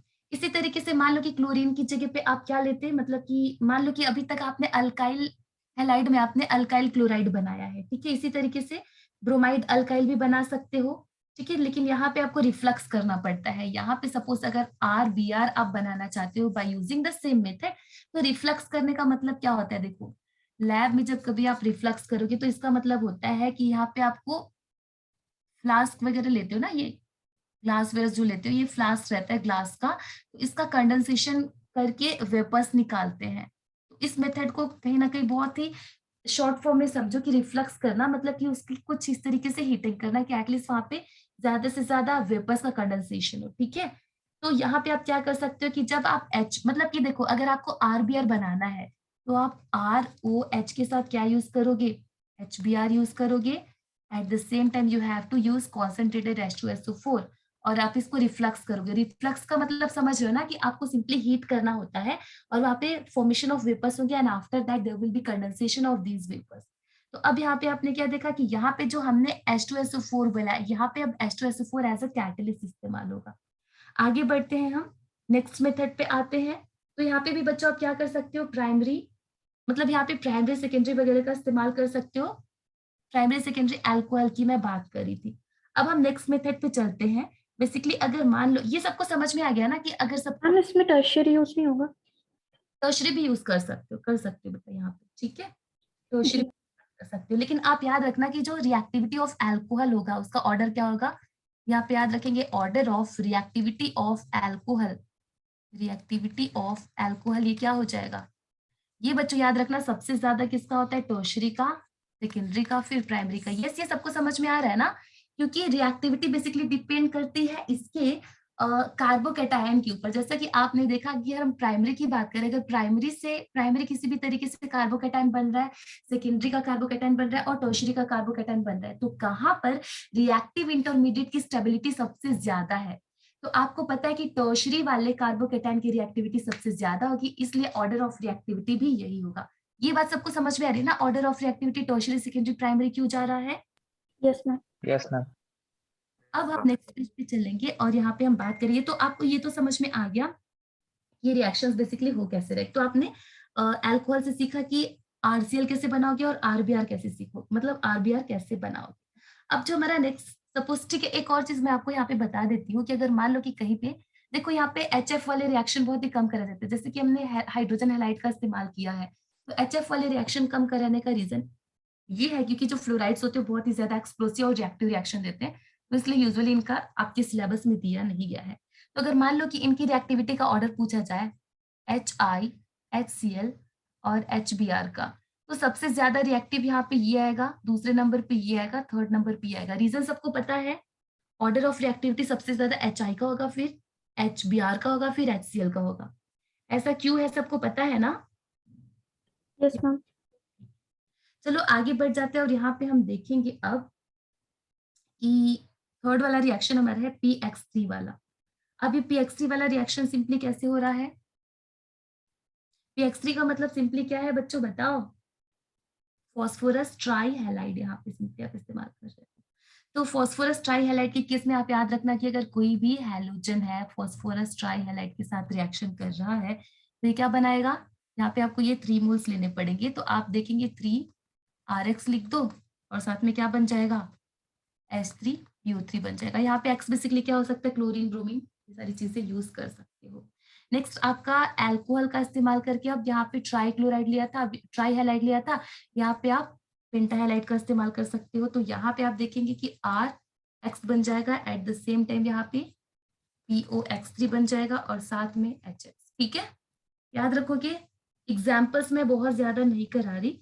नेक्स्ट एक और रिएक्शन है जहाँ पे फर्दर आप रेड फॉस्फोरस का इस्तेमाल करेंगे। रेड फॉस्फोरस के इस्तेमाल के साथ साथ आपको X2 लेना पड़ता है। X2 क्या हो सकता है? आयोडीन, ब्रोमीन, कुछ भी हो सकता है। तो यहाँ पे RX बन जाएगा। ठीक है, याद रखोगे ये सारे रिएक्शन फॉस्फोरस वाले। और एक और रिएक्शन है, ये रिएक्शन है ROX का रिएक्शन, आपको ROH का रिएक्शन कराना है SOCl2। बेसिकली यहाँ पे जो SOCl2 के साथ इसका रिएक्शन हो रहा है, तो यहाँ पे आप देखेंगे कि RCl बन जाएगा, साथ में SO2 गैस बनेगा और HCl गैस बनेगा। तो ये जो रिएक्शन है, आपने ये जो रिएक्शन कराया, तो इसका फायदा ये है कि ये देखो आपका रिक्वायर्ड प्रोडक्ट ये है, जो RCl है that is your required product, और यहाँ पे आपको इसको डाल, सॉरी बच्चों, बेसिकली ये वाला जो प्रोसेस है यहाँ पे इकोनॉमिकली बेनिफिशियल मेथड होगा, क्योंकि आपका जो रिक्वायर्ड प्रोडक्ट है दैट इज RCl ओनली। ठीक है, तो ये जो RCl है इसको फर्दर प्यूरिफाई करने की जरूरत नहीं पड़ेगी, क्योंकि आपने देखा कि जो SO2 है और HCl है ये फर्दर आपको किस फॉर्म में मिल रहा है? गैसियस फॉर्म में मिल रहा है। ये बात सबको समझ में आ रही है? तो यस इस मैम। आपको इसको फर्दर प्यूरिफाई करने की जरूरत नहीं पड़ी। चलो मैं एक और रिएक्शन लिख देती हूँ, ऐसा सेम टू सेम रिएक्शन। तो मतलब आप याद रखना, अगर सपोज मैं कोई भी रिएक्शन लिख देती हूँ, जैसे कि मान लो मैं एक और अल्कोहल ले लेती हूँ, चलो मैंने एक सेकेंडरी अल्कोहल ले लिया और यहाँ पे मैंने SO2 से इसका रिएक्शन करा दिया SO2 के साथ, तो आप क्या देखेंगे? सेम प्रोडक्ट बनेगा, जैसे कि ऊपर बना है, यहाँ पे OH की जगह पे Cl हो जाएगा, साथ में SO2 और HCl गैस बन गई। ठीक है, तो ये वाला जो रिएक्शन है इसको आप बोलेंगे कि इकोनॉमिकली बेनिफिशियली, मतलब इकोनॉमिकली बेनिफिशियल होगा क्योंकि यहाँ पे हमें प्यूरिफिकेशन के लिए नहीं जाना पड़ा। ठीक है, आगे बढ़ जाए बच्चों। यस जी मैम। तो ये वाला जो प्रोसेस, इसको आप क्या बोलते हैं? ये थायोनिल क्लोराइड है। आप याद रखेंगे कि SO2Cl2 को हम क्या बोलते हैं? थायोनिल क्लोराइड बोलेंगे। और मान लो कि यहाँ पे SO2Cl2 लिख देते तो ये क्या हो जाता? इसको बोलते हैं सल्फ्यूरिल क्लोराइड। याद रखोगे? बोलो। Yes ma'am. आगे बढ़ जाते हैं हम। अब यहाँ पे हमें पढ़ना है कि हाइड्रोकार्बन से आप कैसे बनाओगे, हाइड्रोकार्बन का इस्तेमाल करके आप कैसे हैलोअल्केन बनाओगे। तो कहीं ना कहीं हाइड्रोकार्बन वाले चैप्टर में भी ये चीजें आप पढ़ ली हो, फ्री रेडिकल मैकेनिज्म के थ्रू फ्रॉम हाइड्रोकार्बन। हाइड्रोकार्बन में मुझे लग रहा है कि अल्केन और अल्कीन कंप्लीट हो चुका है ना बच्चों? अल्काइंस और एरोमेटिक कंपाउंड्स ये चीजें रह गई हैं। तो अब यहाँ पे देखेंगे कि जो आपका फर्स्ट रिएक्शन है, मतलब कि हाइड्रोकार्बन से आपको क्या करना है, यहाँ पे फ्री रेडिकल मैकेनिज्म के थ्रू ये रिएक्शन होता है। तो जैसे कि मान लो यहाँ पे मैं एक अल्केन ले लेती हूँ, कोई भी सिंपल सा, चलो हमने यहाँ पे ब्यूटेन प्रोपेन कुछ भी ले लो, CH2 यहाँ पे हमने लिख दिया, CH3 लिख दिया। तो होता ये है कि यहाँ पे आपको याद होगा कि आप यहाँ पे क्या लेते हो, इन प्रेजेंस ऑफ यूवी लाइट आपका रिएक्शन होता है, या सिंपली हीट भी कर सकते हो। और यहाँ पे आपको क्या मिल जाता है, अगर मान लो कि यहाँ पे आपको मोनोहैलोजिनेशन कराना है, तो इस पर्टिकुलर प्रोडक्ट में आपको, मतलब इस पर्टिकुलर रिएक्टेंट के लिए आपको क्या क्या प्रोडक्ट मिल सकते हैं। देखो, एक तो यहाँ पे रिएक्टिंग साइट है, या फिर यहाँ पे यहाँ पे यहाँ पे, तो तुमने क्या देखा कि ये दोनों सेम टू सेम है और ये दोनों सेम टू सेम है, तो यानी कि इसके जो प्रोडक्ट्स होंगे क्या क्या हो सकते हैं, 1 क्लोरोब्यूटेन या फिर 2 क्लोरोब्यूटेन। ठीक है बच्चों, ये बात सबको समझ में आ रही है ना? 3 क्लोरोब्यूटेन पॉसिबल है क्या? नो बोलो। मैम। नहीं, 3 क्लोरोब्यूटेन पॉसिबल ही नहीं, मतलब यहाँ पे वही है, जब आप नंबरिंग करोगे तो आपको मिलेगा कि हाँ ये प्रोडक्ट बन रहा है। नेक्स्ट जो हमारा रिएक्शन है, तो यहाँ पे तुम क्या कर सकते हो, देखो यहाँ पे सिंपली आपको एग्जाम्पल दिया गया है क्लोरीनेशन का, लेकिन ऐसे ब्रोमिनेशन भी पॉसिबल है और आयोडीनेशन भी पॉसिबल है। सिंपली आप सनलाइट की प्रेजेंस पे, ये तो मोनोक्लोरीनेशन था, तो तुमने क्या देखा कि यहाँ पे फ्री रेडिकल मैकेनिज्म के थ्रू डाइक्लोरो भी बन सकता है, ट्राइक्लोरो भी बन सकता है, टेट्राक्लोरो। सपोज अगर मैं मीथेन का एग्जाम्पल लेती, तो मीथेन वाले एग्जाम्पल में अगर आपको याद हो, तो हमने क्या किया था, यहाँ पे सनलाइट के प्रेजेंस में Cl2 आता था, तो यहाँ पे CH3Cl बन जाता था। फर्दर यहाँ पे एक और बार आता था, तो यहाँ पे डाइक्लोरोमीथेन, फिर ट्राइक्लोरोमीथेन, फिर टेट्राक्लोरोमीथेन। चीजें आपको याद है बच्चों? या फिर ऐसे भी हो सकता है कि यहाँ पे फाइनली आप क्या देखेंगे कि यहाँ पे CCl4 टाइप का प्रोडक्ट बन सकता है। यस बेटा, समझ में आ रहा है? मतलब कि स्टेप वाइज रिएक्शन अगर मैं कराती, मतलब कि यहाँ पे तुमने क्या देखा, यहाँ पे मिक्सचर ऑफ प्रोडक्ट्स बनने की भी पॉसिबिलिटी है। जैसे कि हमने मीथेन का क्लोरीनेशन करा, तो तुमने क्या देखा, मीथेन मीथेन से मोनोक्लोरोमीथेन, डाइक्लोरोमीथेन, ट्राइक्लोरोमीथेन, फिर टेट्राक्लोरोमीथेन बन जाता है। या फिर आप इसको इस तरीके से सिंपली लिख लो कि CH4 जब रिएक्ट करता है क्लोरीन के साथ, तो यहाँ पे मैंने स्टेप वाइज अपना लिख कैसे लिख दिया है, CH2Cl2 साथ में CHCl3 और फर्दर CCl4 और साथ में HCl बनने की भी पॉसिबिलिटी है, क्योंकि आपको पूरा याद रहेगा, चेन इनिशिएशन, चेन प्रोपोगेशन, फिर चेन टर्मिनेशन। याद है तुम लोगों को? मैकेनिज्म भी हमने किया था लास्ट क्लास में, मतलब जब हमने ये पढ़ा था हाइड्रोकार्बन्स। तो ठीक है, यस, आगे बढ़ सकते हैं बच्चों। यहाँ पे अगर सपोज अगर इन हैलो अल्केन्स की अगर रिएक्टिविटी वगैरह, मतलब तुम लोगों ने क्या देखा था कि बेसिकली ये जो हाइड्रोकार्बन्स है, तो ये नॉन पोलर ही नेचर होते हैं, और यहाँ पे फ्री रेडिकल मैकेनिज्म पॉसिबल होता है, जिसके थ्रू हमने क्या बोला कि मिक्सचर ऑफ प्रोडक्ट्स बनने की पॉसिबिलिटी हो जाती है। यस, ये बात सबको समझ में आ गई और याद भी आई क्या लास्ट क्लास में? Yes ma'am.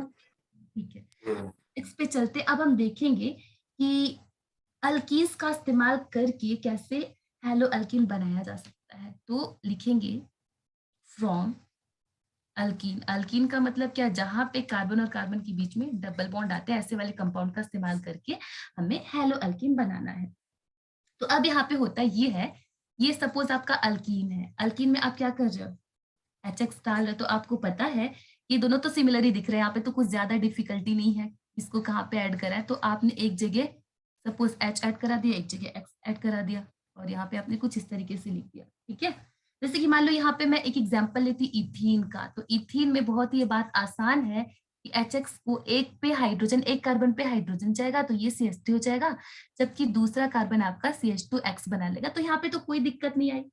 मतलब कि सिमेट्रिकल अल्कीन्स के केस में आपने क्या देखा कि जहां पे कार्बन डबल बॉन्ड कार्बन होंगे, तो ये दोनों ही केसेस हमारे सिमेट्रिकल अल्कीन के हो गए। तो ऐसे केस में हमने देखा कि कुछ भी दिक्कत नहीं आती। लेकिन अगर मान लो ये हमारा सेम टू सेम रिएक्शन कुछ ऐसा रहता, कार्बन के साथ यहाँ पे CH2, अब यहाँ पे मान लो हमें HCl ऐड कराना है, या फिर HBr, कुछ भी आप ले सकते हो। तो बच्चों तुम लोगों को याद है हाइड्रोकार्बन्स वाले चैप्टर में हमने ये पढ़ रखा है, यहाँ पे हाइड्रोजन कहा जाएगा और क्लोरीन कहा जाएगा, मतलब यहाँ पे 1 क्लोरोप्रोपेन बनेगा या 2 क्लोरोप्रोपेन, या फिर दोनों ही बनेंगे। और किसकी स्टेबिलिटी कम ज्यादा होगी, कुछ याद आ रहा है आप लोगों को? Ma'am 2 chloropropane ma'am. हाँ, यहाँ पे दोनों ही बनेंगे, लेकिन 2 क्लोरोप्रोपेन ज्यादा स्टेबल होगा। और यहाँ पे आपको याद रहेगा, negatively charge species will attach on that carbon atom which will have laser number of hydrogen atom. तो तुमने क्या देखा कि ये क्लोरीन कहाँ पे जाएगा, बेसिकली ये यहाँ पे जाएगा। तो तुमने बोला कि यहाँ पे कौन सा रूल फॉलो होगा बच्चों, मार्कोनिकॉव्स रूल। मार्कोनिकॉव्स रूल सबको पता है ना। मार्कोनिकॉव्स रूल के अकॉर्डिंग तुम बोल सकते हो कि negatively charged species will attach on that carbon atom which will have lesser number of hydrogen atom। तो तुमने बोला कि यहाँ पे क्लोरीन अटैच हो जाएगा और ये तुम्हारा बन जाएगा CH3 हाइड्रोजन, ज्यादा नंबर वाले हाइड्रोजन के पास जाएगा। तो ये तो तुम्हारा बन गया 2 क्लोरोप्रोपेन, और एक ये भी तो बनेगा 1 क्लोरोप्रोपेन भी बनेगा बच्चों। लेकिन आपको ये याद होगा कि मेजर प्रोडक्ट वही बनेगा जिसकी स्टेबिलिटी ज्यादा होगी। तो तुमने तो बोला कि यहाँ पे 1 क्लोरो की स्टेबिलिटी कम है, तो इसलिए ये माइनर प्रोडक्ट होगा और ये तुम्हारा क्या हो जाएगा बच्चों, मेजर हो जाएगा। ये सबको समझ में आया? Yes ma'am. Yes ma'am. वाली बात याद है क्या? एंटी मार्कोनिकॉव्स रूल कब लगता है? अगर मान लो कि ये पेरोक्साइड के साथ। हाँ, HBr, सपोज मैं एक रिएक्शन लिखती हूँ, बताओ कि इस पे मेजर प्रोडक्ट बच्चों क्या होगा? HBr लगा दिया मैंने, बताओ यहाँ पे मेजर प्रोडक्ट क्या होगा, 1 ब्रोमोप्रोपेन या 2 ब्रोमोप्रोपेन? Ma'am 2 bromopropane. हाँ, यहाँ पे 2 bromopropane will be major product. Reason ये है क्योंकि यहाँ पे हमने पेरोक्साइड नहीं रखा है। जब यहाँ पे पेरोक्साइड होता है, देखो पेरोक्साइड इफेक्ट सिर्फ और सिर्फ HBr के लिए लगता है, ना ही वो HI के लिए लगेगा, ना ही HCl के लिए लगेगा। ठीक है, तो यहाँ पे आपका मेजर प्रोडक्ट फर्दर सेम बनेगा जैसा कि इस केस में बना है। तो आप याद रखना ये आपका मेजर होगा, मतलब कि 90% ऑफ द प्रोडक्ट यही बनेगा और 10% ये 1 ब्रोमोप्रोपेन बन जाएगा। ठीक है बच्चों, तो ये 1 ब्रोमोप्रोपेन आपका ये बनेगा। लेकिन अगर मैं यहाँ पे पेरोक्साइड रख देती तो यही चीज उल्टा हो जाती। 1 ब्रोमोप्रोपेन मतलब कि वहां पे फिर देखो पेरोक्साइड इफेक्ट में तुम्हें याद होगा कि वहां पे फ्री रेडिकल मैकेनिज्म फॉलो होता है और इसकी वजह से 1 ब्रोमोप्रोपेन वहां पे मेजर प्रोडक्ट होता है। तो पेरोक्साइड इफेक्ट या फिर एंटी मार्कोनिकॉव्स रूल उसको बोलते हैं, या फिर खराश इफेक्ट, याद है ना तुम लोगों को? आगे बढ़ सकते हैं? चलो, तो ये मैं अब नहीं पढ़ा रही आपको कि पेरोक्साइड इफेक्ट क्या होता है, क्योंकि आपको याद आ गया, आपने पढ़ा था हाइड्रोकार्बन्स में। नेक्स्ट यहाँ पे जो हमारा टॉपिक है, अल्कीन से ही हमें सीखना है कि कैसे बनाना है, लेकिन हम यहाँ पे क्या करेंगे, यहाँ पे हम हैलोजन्स को ऐड कराएंगे। तो नेक्स्ट आप लिखेंगे एडिशन ऑफ हैलोजन। मैं पूरा एनसीईआरटी से ही जा रही हूँ, ठीक है, तो आप भी एनसीईआरटी से जा सकते हो।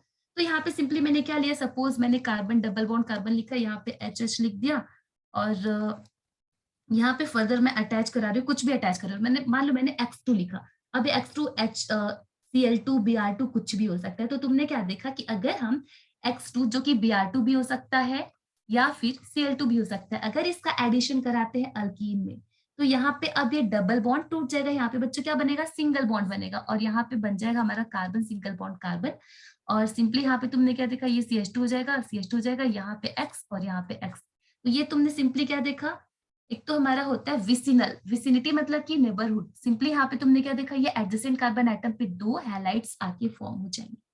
ठीक है बच्चों, तो तुमने क्या देखा कि अगर हम किसी भी अल्कीन में Cl2 या फिर Br2 ऐड कराते हैं तो इनका एडिशन कुछ इस तरीके से होता है कि डबल बॉन्ड सिंपली विसिनल डाइहैलाइड में कन्वर्ट हो जाता है। यस बच्चों, बात सबको समझ में? एक एग्जाम्पल की अगर हम बात करें, मान लो मैंने कुछ इस तरीके से ले लिया,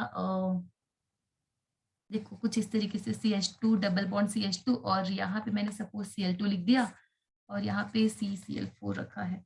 तो तुमने क्या देखा कि यहाँ पे अब क्या फॉर्म हो जाएगा, यहाँ पे डाइक्लोरो इथेन बन जाएगा, 1,2 डाइक्लोरो इथेन। मेरी बात सबको समझ में आ रही है? मैं प्रोडक्ट नहीं लिख रही हूँ, चलेगा? तो ये तो सिंपली आपने क्या देखा, कुछ इस तरीके का कंपाउंड था। अब यहाँ पे जो आप नेक्स्ट रिएक्शन लिखने वाले हो वो है हैलोजन एक्सचेंज। लेकिन बच्चों मेरा एक आप लोगों को सजेशन है कि अगर आपको IIT में या फिर जेई में या फिर इसमें नीट में या बोर्ड्स में कहीं पे भी अच्छा करना है तो सबसे अच्छा तरीका है, मतलब कि आपके छोटे छोटे कॉन्सेप्ट देखो, अगर वो नहीं क्लियर होंगे तो फिर चीजें मुश्किल हो जाती है, मतलब कि आसान सी चीज भी ना आपको फिर मुश्किल लगने लगती है। तो इसलिए जो इन चैप्टर एक्सरसाइज होते हैं फिर एनसीईआरटी के एक्सरसाइज होते हैं, ये बहुत ही ज्यादा काम के होते हैं। या फिर बीच बीच में जो एग्जाम्पल्स वगैरह दे रहते हैं क्वेश्चंस के, तो प्लीज ये सारे क्वेश्चंस आप लोग किया करो, तो इससे आपको कॉन्सेप्ट ज्यादा से ज्यादा क्लियर होगा और इससे आपकी रैंक इंप्रूव होगी। मेरी बात आप समझ पा रहे हो? अगर कोई भी बच्चा ये काम नहीं करता है तो वो दो चीजों को कभी भी कनेक्ट नहीं, मतलब अच्छे से कनेक्ट नहीं कर पाएगा, क्योंकि वो बहुत छोटी छोटी चीजें छोड़ दे रहा है जो कि उसे नहीं छोड़नी थी। नेक्स्ट हमारा जो टॉपिक आता है दैट इज हैलोजन एक्सचेंज। अब हैलोजन एक्सचेंज में सिंपली तुमने क्या देखा कि ये वाले जो रिएक्शंस हैं, तो यहाँ पे जैसे कि मान लो लिख दिया मैंने RX, अब यहाँ पे RX मैंने लिखा है, तो यहाँ पे सिंपली जैसा कि नाम से पता लग रहा है यहाँ पे हैलोजन का एक्सचेंज होगा। तो सिंपली यहाँ पे हम एक बात कर लेते हैं, जैसे कि RX मैंने लिखा है और इसमें मैं NaI ऐड कर रही हूँ, मतलब कि इस रिएक्शन में तुम्हें पता है कि ये इसकी जगह लेगा और ये इसकी जगह लेगा, ठीक है। तो यहाँ पे तुम्हारा बन जा रहा है RI बन जा रहा है और साथ में बनेगा बच्चों NaX। तो इस रिएक्शन में तुमने क्या देखा कि यहाँ पे आइडो अल्केन का फॉर्मेशन कैसे हो रहा है, just by heating sodium iodide, ठीक है। या फिर सपोज यहाँ पे सोडियम ब्रोमाइड भी आप लेते तो भी यहाँ पे हैलोजन एक्सचेंज हो जाता। तो यहाँ पे ये वाला जो टाइप ऑफ रिएक्शन है इसको हम क्या बोलते हैं, फिंकलस्टीन रिएक्शन, ठीक है। इस रिएक्शन का नाम क्या है, फिंकलस्टीन रिएक्शन में तुमने क्या देखा कि there will be formation of alkyl iodide होगा, ठीक है। तो आप याद रखना बच्चों, ये रिएक्शन सीधा एग्जाम में पूछा जा सकता है और पूछा भी गया है। जेईई मेंस और नीट हर जगह ये पूछा जा चुका है, कोई नई बात नहीं है। हैलोजन एक्सचेंज रिएक्शन बहुत ही इंपॉर्टेंट रिएक्शन है और ये आपको याद रखना है, बोर्ड्स नीट जेईई हर जगह ये इंपॉर्टेंट है, ठीक है। तो यहाँ पे ये एक सिंपल सा रिएक्शन याद रख लो कि यहाँ पे एक्स की जगह पे आपने क्या देखा कि यहाँ पे एक्स की जगह पे क्लोरीन या फिर आयोडीन कुछ भी हो सकता था, सॉरी मतलब क्लोरीन या फिर ब्रोमीन कुछ भी हो सकता था और इसकी जगह पे क्या आ जाता है, आयोडीन आ जाता है। तो सिंपली आपने क्या देखा कि फिंकलस्टीन रिएक्शन एक ऐसा रिएक्शन है जहां पे सोडियम आयोडाइड लिया गया था किसमें, ड्राई एसीटोन के साथ, और यहाँ पे फॉर्मेशन होता है अल्काइल आयोडाइड का, किससे, अल्काइल क्लोराइड से या फिर अल्काइल ब्रोमाइड से। तो यहाँ पे याद रखेंगे फिंकलस्टीन, देखो यहाँ पे आप फिंकल नाम में देखो एफ के बाद जस्ट आई आता है, तो आप याद रखना कि ये जो आई मतलब कि आयोडीन, ये ही प्रोडक्ट बनेगा। तो फिंकलस्टीन में हमेशा याद रखेंगे कि एज अ प्रोडक्ट आयोडाइड ही बन रहा है, ना कि क्लोराइड या फिर ब्रोमाइड रहेगा। तो फिंकल का आई याद रखना आयोडीन हो सकता है, ठीक है बच्चों, याद रखोगे ना। तो फिंकलस्टीन रिएक्शन जस्ट एक हैलोजन एक्सचेंज रिएक्शन है जहां पे NaI का इस्तेमाल कर और यही आयोडीन आ जाता है R के साथ और बना लेते हैं अल्काइल आयोडाइड। नेक्स्ट रिएक्शन के लिए चलते, ये रिएक्शन हमारा कहलाएगा स्वार्ट्स रिएक्शन, ठीक है। स्वार्ट्स रिएक्शन में सिंपली क्या स्पेलिंग यहाँ पे एस आती है, स्वार्ट्स रिएक्शन। तो ये भी एक हैलोजन एक्सचेंज रिएक्शन ही है, यहाँ पे फ्लोरिनेशन होता है, ठीक है। सपोज यहाँ पे मैंने लिख दिया CH3 Cl2 Cl, कुछ भी मैंने ऐसा लिख दिया। तो बेसिकली यहाँ पे तुमने क्या देखा कि फ्लोरो अल्केन का फॉर्मेशन होगा। फ्लोरो अल्केन के फॉर्मेशन के लिए तुम क्या क्या चीजें यूज कर सकते हो ये लिख के रखो। देखो Hg2F2 यहाँ पे आप यूज कर सकते हो, Hg2F2, या फिर आप AgF यूज कर सकते हो, या फिर SbF2, ये सारी चीजें यूज कर सकते हो, ठीक है। Hg2F2, AgF, SbF2 ये सारी चीजें यूज कर सकते हो। और स्वार्ट्स रिएक्शन में बच्चों याद रखना कि यहाँ पे फ्लोरो अल्केन का फॉर्मेशन होगा। सपोज यहाँ पे मैंने AgF ले लिया, तो यहाँ पे भी क्या बन जाएगा, यहाँ पे फ्लोरो इथेन बनेगा एज अ प्रोडक्ट और AgCl अलग हो जाएगा। याद रखोगे ना आप, AgCl और साथ में बनेगा फ्लोरो CH2 और यहाँ पे F बन जाएगा। तो स्वार्ट्स रिएक्शन और फिंकलस्टीन रिएक्शन ये दोनों के दोनों हैलोजन एक्सचेंज रिएक्शन है। यहाँ पे एक और भी लिख सकते हो COF2, this is given in your NCERT book. तो सिंपली ये जो फ्लोरो अल्कीन, जैसे कि मैंने आपको बताया कि फ्लोरीन वाले रिएक्शंस बेसिकली आपकी बुक्स में ज्यादातर दिए नहीं होते, तो ये बहुत ही मुश्किल होता है फ्लोरो अल्कीन को वैसे भी बनाना। लेकिन तो भी हम क्या कर सकते हैं, यहाँ पे मर्क्यूरस क्लोराइड या फिर AgF वगैरह आप इस्तेमाल करके, या फिर ये आपका दिया है कोबाल्ट फ्लोराइड भी, इन सारी चीजों का इस्तेमाल करके आप स्वार्ट्स रिएक्शन करा सकते हो। और ये फ्लोरीन के रिएक्शंस बहुत ही कम है आपकी बुक में, तो प्लीज आप याद रखना कि यहाँ पे स्वार्ट्स रिएक्शन बेसिकली एक हैलोजन एक्सचेंज रिएक्शन है जहाँ पे फ्लोरो अल्केन बनेगा, ठीक है। आगे बढ़ सकते हैं, यहाँ पे आप कुछ भी ले सकते हो, मतलब फ्लोरीन ब्रोमीन कुछ भी, मतलब कि अल्काइल क्लोराइड या ब्रोमाइड ले सकते हो और as a product Swarts reaction में फ्लोराइड ही बनाना है। तो आपने याद रखा रहेगा कि हैलोजन एक्सचेंज रिएक्शन में या तो हम आयोडाइड बना रहे हैं, अल्काइल आयोडाइड जो कि फिंकलस्टीन रिएक्शन था, स्वार्ट्स रिएक्शन में हम अल्काइल फ्लोराइड बना रहे हैं। आगे बढ़ते हैं हम, तो ठीक है, ये सबको याद रहेगा ना बच्चों, समझ में आई होंगी चीजें। आगे मैं बढ़ जाती हूँ और यहाँ पे हम सिंपली बात कर लेते हैं अब preparation of hello arenes. Hello arenes का मतलब क्या, प्रिपरेशन ऑफ हैलो अरेन्स मतलब कि यहाँ पे बेंजीन रिंग और इसे कहीं एक्स अटैच करा दो, क्योंकि तुम्हें पता है कि बेंजीन सिमेट्रिकल होगी और सिमेट्रिकल बेंजीन में आप कहीं पे भी एक्स अटैच कर सकते हो। तो प्रिपरेशन ऑफ हैलो अरेन कर लेते हैं। तो सबसे पहले आप क्या देखेंगे कि from hydrocarbons by electrophilic substitution. तो यहाँ पे याद रखेंगे आप, सपोज ये चलो यहाँ पे मैं लिख देती हूँ फ्रॉम हाइड्रोकार्बन्स। हैंड राइटिंग सबको समझ में आ रही है, मैं बहुत ही गंदा लिख रही हूँ। By electrophilic substitution, electrophilic substitution reaction.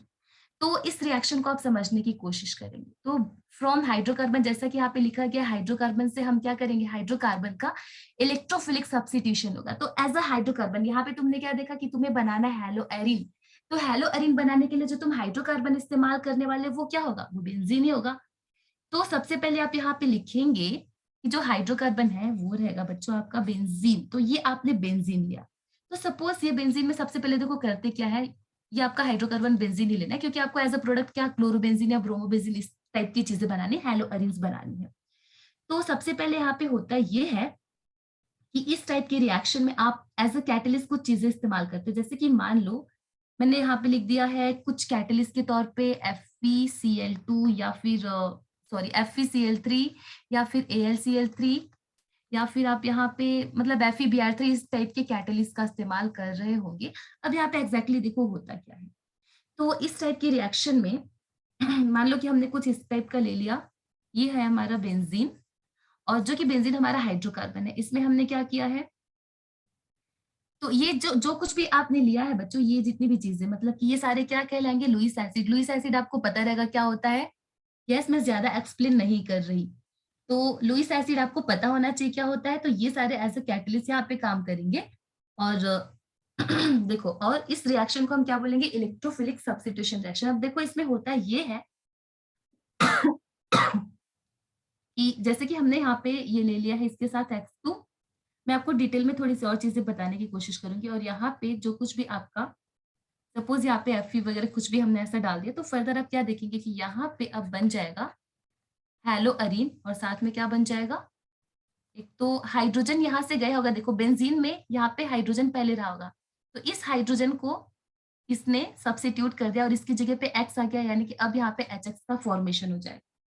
तो इस रिएक्शन में देखो सबसे पहले होता है ये है, इतनी बात सबको समझ में आ रही है कि हाइड्रोकार्बन की जगह पे आपको बेंजीन लेना है, और साथ में आपको कोई भी X2 की जगह पे मतलब कुछ भी क्लोरीन ब्रोमीन आप ले सकते हो, और Fe यहाँ पे लेना है। अब यहाँ पे देखो एग्जैक्टली होता क्या है। तो जो कि आपने यहाँ पे आपको ये भी चीज यूज करनी थी, सपोज यहाँ पे FeCl3 वगैरह भी यूज करनी थी। तो इस रिएक्शन में होता ये है कि जैसे कि आपने X2 लिया, मान लो कि X2 की जगह पे मैंने Cl2 लिख दिया है, ठीक है। तो फर्स्ट स्टेप रिएक्शन का ये होता है कि जो Cl2 होगा ये सबसे पहले रिएक्ट करेगा FeCl3, जो कि आपका लुईस एसिड आपने बोला है। तो सिंपली ये क्या बनाता है, देखो ये जो क्लोरीन है कुछ इस तरीके से हम इसको लिख सकते हैं। तो एक पॉजिटिवली चार्ज, नेगेटिवली चार्ज, तो ये सपोज ये पॉजिटिव है ये नेगेटिव है, ये बॉन्ड टूटा, ये लुईस एसिड है तो ये इसकी तरफ चला गया, तो ये क्या बनेगा बच्चों, ये बना लेगा FeCl4। ये बात सबको समझ में आ रही है। अब यहाँ पे जो FeCl4 माइनस है और इसके साथ क्या बना, एक वाला पार्ट Cl+ हो जाएगा, तो आपने Cl+ लिख लिया। तो ये रहा आपका स्टेप नंबर 1। स्टेप नंबर 1 में आपने क्या देखा कि ये आपका पॉजिटिवली चार्ज, जो पॉजिटिवली चार्ज स्पीशीज है इसको आप क्या बोलोगे, this will be known as electrophile. ये है इलेक्ट्रोफाइल। इलेक्ट्रोफाइल का मतलब इलेक्ट्रॉन लविंग, ये इलेक्ट्रॉन डेफिशिएंट है। अब ये इलेक्ट्रॉन डेफिशिएंट किसके पास जाएगा, ऐसी जगह जाएगा जहां पे इलेक्ट्रॉन रिच चीज मिले इसको। तो ये सिंपली जाता है, देखो ये Cl+ को हम यहाँ पे लिख सकते हैं बेंजीन रिंग के पास। बच्चों ये बात सबको समझ में आ रही है। ये जो कुछ भी आप यहाँ पे ले रहे हो ये लुईस एसिड का काम करेगा। लुईस एसिड आप सिंपली ले रहे हो, इसलिए ले रहे हैं क्योंकि ये रिएक्ट करेगा इस X2 के साथ, और इसका जो कुछ भी नेगेटिवली चार्ज वाला पार्ट रहेगा उसके साथ रिएक्ट कर लेगा, और पॉजिटिव पार्ट अलग हो जाएगा। मतलब कि इलेक्ट्रोफाइल वाला जो चीज है वो अलग हो गया। अब ये आपने क्या देखा कि ये जो क्लोरीन है, अब इलेक्ट्रॉन डेंसिटी मतलब कि इसको देखो, बेंजीन को देखो, यहाँ पे हर एक carbon atom is sp2 hybridised, और यहाँ पे होगा ये जो बेंजीन रिंग है ये इस क्लोरीन की तरफ इलेक्ट्रॉन डेंसिटी मूव करेगी क्योंकि ये इलेक्ट्रोफाइल है।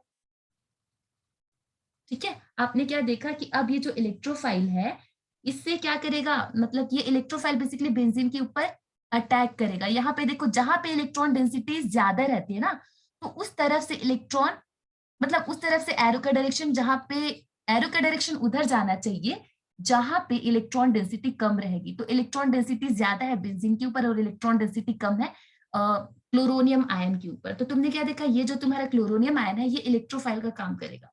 तो यहाँ पे बहुत ही स्लो से एक रिएक्शन होगा और यहाँ पे सिंपली क्या बन जाता है, यहाँ पे एक बॉन्ड फॉर्म कर लेता है। सिंपली यहाँ पे आपको पूरा रेजोनेटिंग स्ट्रक्चर वगैरह लिखना पड़ेगा और finally you will get a bond something like this.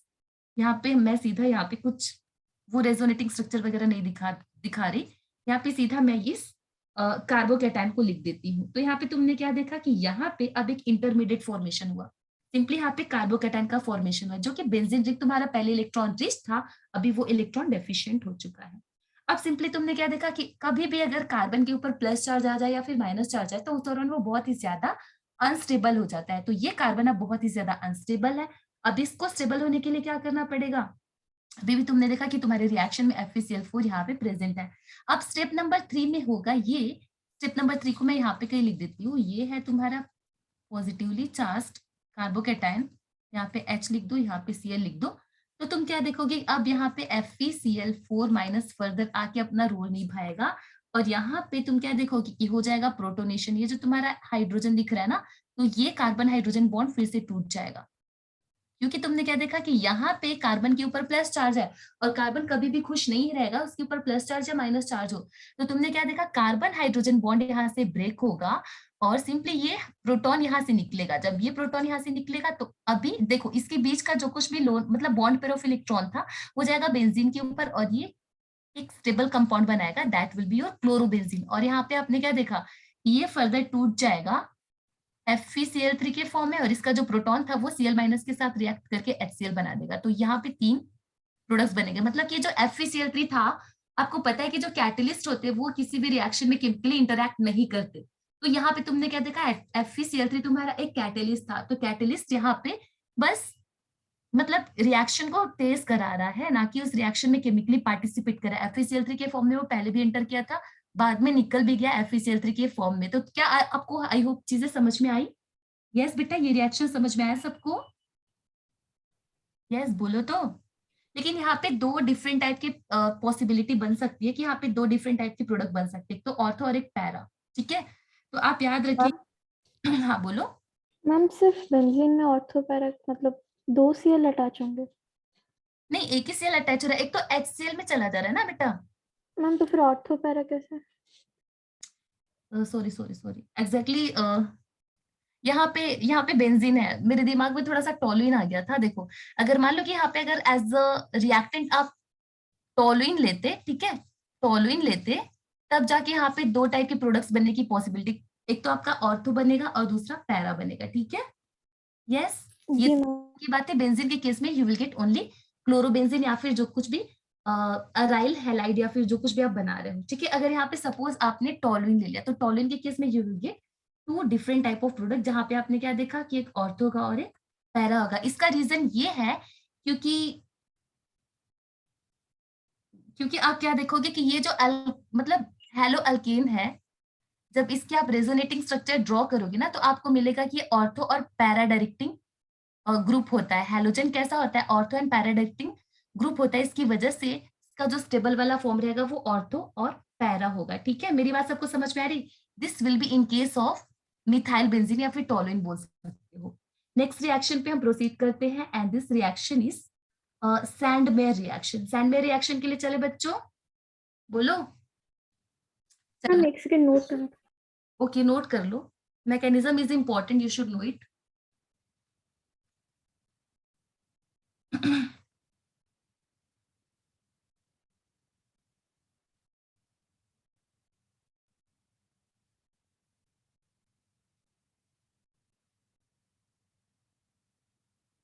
अब एक और रिएक्शन रह गया, that is Sandmeyer reaction.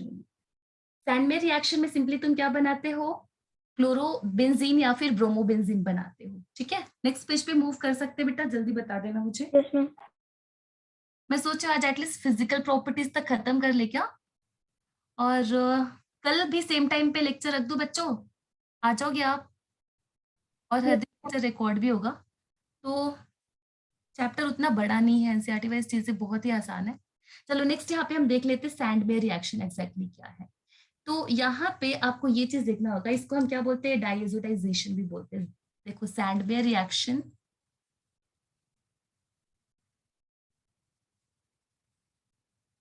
Sandmeyer reaction होगा।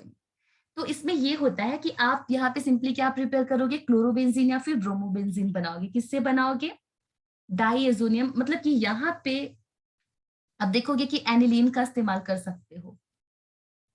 ये तुम्हारा रहेगा एनिलीन, सपोज तुमने यहाँ पे एनिलीन लिया है और यहाँ पे सिंपली देखो होता ये है ना कि आप सोडियम नाइट्राइड सबसे पहले लेते हो, सोडियम नाइट्राइड विद HCl। तो यहाँ पे सिंपली क्या बनेगा, यहाँ पे आपको पता है एक तो NaCl बनेगा और एक आपका बन जाएगा NaCl बना और एक बन जाएगा बच्चों HNO2 बनेगा।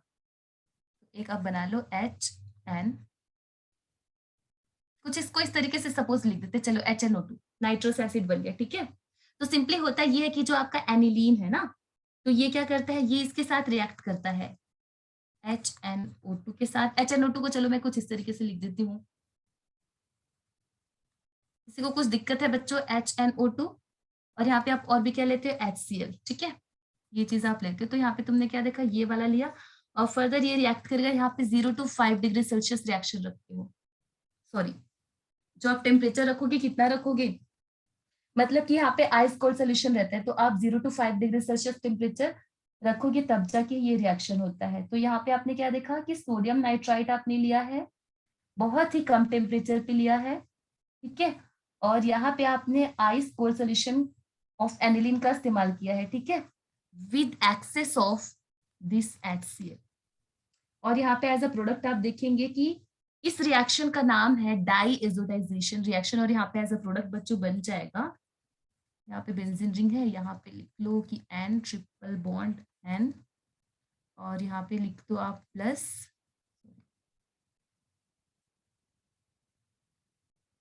यहाँ पे प्लस हो जाएगा Cl, यहाँ पे पूरे के ऊपर प्लस आएगा और यहाँ पे Cl, मतलब कि N2 प्लस और यहाँ पे Cl माइनस बन जाएगा, ठीक है। और साथ में क्या बनेगा, वाटर मॉलिक्यूल भी यहाँ से अलग हो जाएगा। ये बात सबको समझ में आ रही है?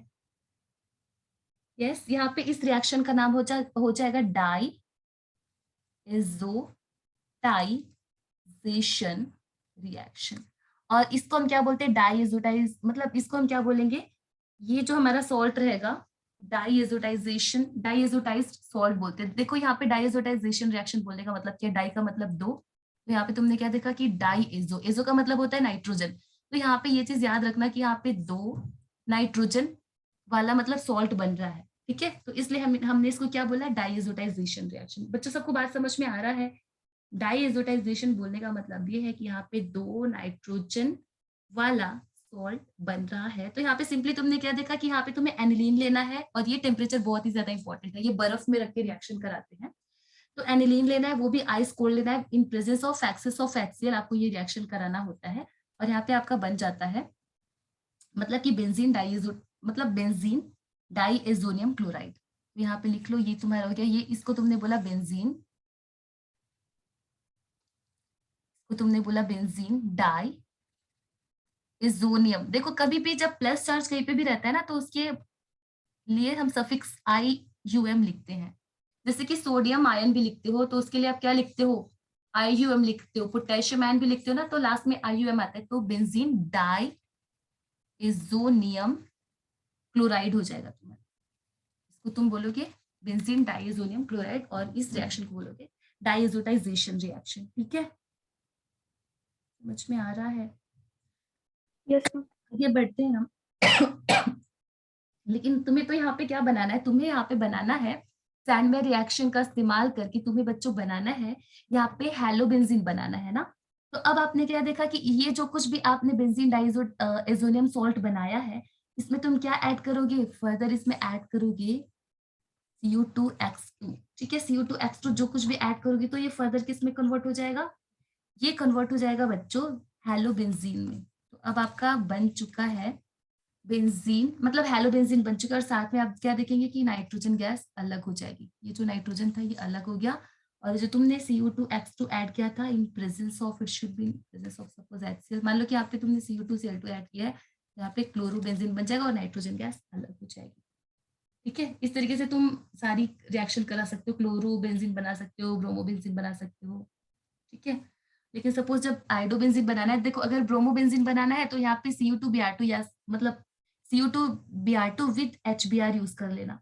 सपोज अगर आपको आयोडोबेंजीन बनाना है तो उस दौरान आप क्या करेंगे, यहाँ पे सपोज कुछ इस तरीके का है, N2+ Cl हमने लिया, यहाँ पे आप पोटेशियम आयोडाइड का इस्तेमाल कर लेना, इसको गर्म कर देना, तो ये आयोडोबेंजीन में कन्वर्ट हो जाएगा और साथ में क्या बन जाएगा, नाइट्रोजन गैस और KCl भी बन जाएगा। यस, ये सबको समझ में आ गया? यस बच्चों, यस मैम। तो ये Yes, ma'am. स्टैटी वाइज इतना ही है, ठीक है। तो यहाँ पे तुमने 2 मेथड सीखे हैं हैलो अरीन बनाने के लिए। एक तो तुमने सीखा कि हम इलेक्ट्रोफिलिक सब्स्टिट्यूशन रिएक्शन, मतलब कि सिंपली ये वाला रिएक्शन करा के हम कैसे कर सकते हैं, FeCl3 या फिर AlCl3 या फिर यहाँ पे हमने क्या लिखा था, FeBr3। सपोज ब्रोमिनेशन कराना है तो FeBr3 वगैरह का इस्तेमाल कर सकते हैं।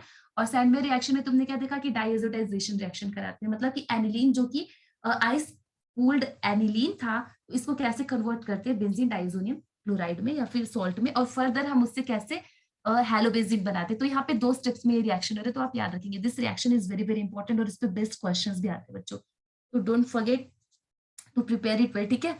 अब नेक्स्ट यहाँ पे हम बात करने वाले फिजिकल प्रॉपर्टीज की। तो फिजिकल प्रॉपर्टीज करने के बाद मैं आपको छोड़ दूंगी। तो यहाँ पे सबसे पहले फिजिकल स्टेट और ऐसे चीजों की बात कर लेते हैं। तो फिजिकल स्टेट आपको क्या लगता है, ये हैलो अल्केन्स, ठीक है। सबसे पहले हम बात कर लेते हैं इनके कलर की। तो अगर ये प्योर फॉर्म में है, अगर हैलो अल्केन्स प्योर फॉर्म में है तो ये क्या रहेंगे, ये बच्चों कलरलेस रहेंगे, इनका कोई कलर नहीं होगा, ठीक है। और ये स्वीट स्मेलिंग लिक्विड होंगे, ऑर्डर लिख लेंगे, स्वीट स्मेलिंग लिक्विड्स हैं, ठीक है। जैसे कि सपोज अगर हम ब्रोमाइड्स वगैरह की बात करें तो ये बेसिकली कलर डेवलप कर लेते हैं, जो ब्रोमाइड्स वगैरह रहते हैं तो ये ब्राउन कलर का कलर डेवलप कर लेते हैं, क्योंकि इनका मतलब ये ऑक्सीडाइज हो जाते हैं किसके साथ, लाइट, मतलब ये सिंपली जब लाइट से एक्सपोज करते हैं ना तो वो कलर डेवलप कर लेते हैं। सपोज अगर हम लोअर मेंबर्स की बात करें जैसे कि CH3Cl वगैरह की या फिर CH3Br वगैरह की, तो इनका जो फिजिकल स्टेट होता है, तो ये सिंपली क्या होते हैं बच्चों, गैसेस होते हैं, ठीक है। रूम टेम्परेचर पे ये गैसेस रहेंगे, लेकिन जैसे जैसे इनके बड़े बड़े मेंबर्स की हम बात करेंगे, तो जैसे मेंबर्स इनके बड़े होते जाएंगे तो वैन डर वाल फोर्सेस ऑफ अट्रैक्शन बढ़ेगा, क्योंकि आपने क्या देखा कि नंबर ऑफ इलेक्ट्रॉन भी बढ़ेंगे, तो इसलिए जो लार्ज मेंबर्स रहेंगे तो उनका स्टेट लिक्विड और सॉलिड में कन्वर्ट हो जाएगा। बच्चों ये बात सबको समझ में आ रही है ना, क्योंकि जो छोटे मेंबर्स हैं नंबर ऑफ इलेक्ट्रॉन्स कम है, वैन डर वाल फोर्सेस ऑफ इंटरेक्शन उतना ज्यादा नहीं है, तो ये गैसियस फॉर्म में मिलेंगे, जबकि जो हायर मेंबर्स होंगे वो आपको लिक्विड और सॉलिड के फॉर्म में मिलेंगे। नेक्स्ट यहाँ पे हम बात कर लेते हैं इनकी सॉलिबिलिटी की, ठीक है। तो सॉलिबिलिटी बेसिकली आपको पता है कि जो हैलो अल्केन्स है ये पोलर है कि नॉन पोलर है बच्चों, सॉलिबिलिटी की अगर हम बात करें तो ये पोलर होते हैं। पोलर क्यों है, क्योंकि आपने क्या देखा कि इलेक्ट्रोनेगेटिविटी ऑफ कार्बन और हैलोजन में बहुत ही ज्यादा डिफरेंस होने की वजह से एक के ऊपर पार्शियली पॉजिटिव नेगेटिव चार्ज यहाँ पे डेवलप हो जाता है। तो आपने क्या देखा कि अगर सपोज हम बात करें मतलब हैलो अल्केन्स की, तो हम क्या बोलेंगे कि क्या ये मतलब जो हैलो अल्केन्स होंगे क्या ये वाटर सॉल्युबल होंगे, या फिर आप खुद मुझे सोच के बताओ ये वाटर सॉल्युबल होंगे या नहीं। यस, आपने क्या देखा कि पानी में बहुत ही कम सॉल्युबल होंगी, they will be slightly soluble in water, ठीक है। जैसे कि अगर सपोज हम छोटे मेंबर्स को अगर डिसॉल्व करने की कोशिश करेंगे तो कहीं ना कहीं छोटे मेंबर्स हाइड्रोजन बॉन्ड बना पाएंगे, लेकिन जो बड़े वाले मेंबर्स होंगे ना तो वो उतने अच्छे से हाइड्रोजन बॉन्ड नहीं बना पाएंगे, तो छोटे मेंबर तो भी डिसॉल्व हो जाएंगे, लेकिन जैसे हायर मेंबर्स की हम बात करें तो वो डिसॉल्व नहीं हो पाएंगे, ठीक है बच्चों। तो आप याद रखना कि जो हैलो अल्केन्स हैं तो ये पानी के साथ जो बड़े मेंबर्स है तो ये वैसे भी हाइड्रोजन, देखो हाइड्रोजन बॉन्ड वैसे भी किसके साथ अच्छे से बनता है तुमको पता है, तो सिर्फ इसी के साथ बन पाएगा। सपोज अगर कहीं पे भी फ्लोरीन वाला है तो जाके ही वहां पे हाइड्रोजन बॉन्ड बन सकता है, तो वो वाटर में अच्छे से सॉल्युबल रहेगा, बाकी मेंबर्स के लिए आप एक्सपेक्ट नहीं करेंगे, ठीक है। तो तुमने क्या देखा कि अगर सपोज हम इनकी बात करें ऑर्गेनिक सॉल्वेंट की, ठीक है, कि इनकी ऑर्गेनिक सॉल्वेंट में डिसोल्यूशन कैसी होगी, तो आपको कंसेप्ट पता होगा लाइक डिसोल्व्स लाइक। तो अगर हम बात करें अल्कोहल, ईथर या फिर बेंजीन की जो कि हमारे ऑर्गेनिक सॉल्वेंट कहलाते हैं, तो ये इनमें क्या करेंगे, इनमें ये इजिली डिसॉल्व होंगे, ठीक है। तो आप याद रखना कि ये वाटर में इजिली डिसॉल्व नहीं होंगे, क्योंकि हाइड्रोजन बॉन्ड सिंपली फ्लोरीन वाले छोटे, मतलब जो फ्लोरीन के छोटे वाले मॉलिक्यूल्स है उनमें ही ये थोड़ा बहुत स्लाइटली वाटर में डिसॉल्व हो जाएगा, लेकिन बाकी नहीं होते। तो यहाँ पे इसकी अच्छे से सॉल्युबिलिटी रहेगी ऑर्गेनिक सॉल्वेंट में, जैसे कि ईथर हो गया, बेंजीन हो गया, ठीक है। तो ये सारे में अच्छे से डिसॉल्व हो गया, फिर अल्कोहल वगैरह में आप बोल सकते हो।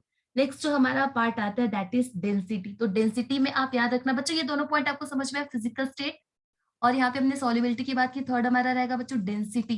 तो डेंसिटी में आप बोल सकते हो कि जैसे कि हम अगर बात करें छोटे मेंबर से बड़े मेंबर की तरफ जाने की, तो नंबर ऑफ इलेक्ट्रॉन, मतलब चीजें जैसे जैसे बढ़ रही हैं, जैसे मान लो अगर फ्लोरीन, सपोज हमने RF की बात कर ली, RCl, RBr की बात कर ली और RI की बात कर ली, तो हमने क्या देखा कि डेंसिटी ज्यादा किसकी होगी, जिसका मॉलिक्यूलर मास ज्यादा होगा। तो डेंसिटी का ऑर्डर आप कुछ इस तरीके से लिखेंगे।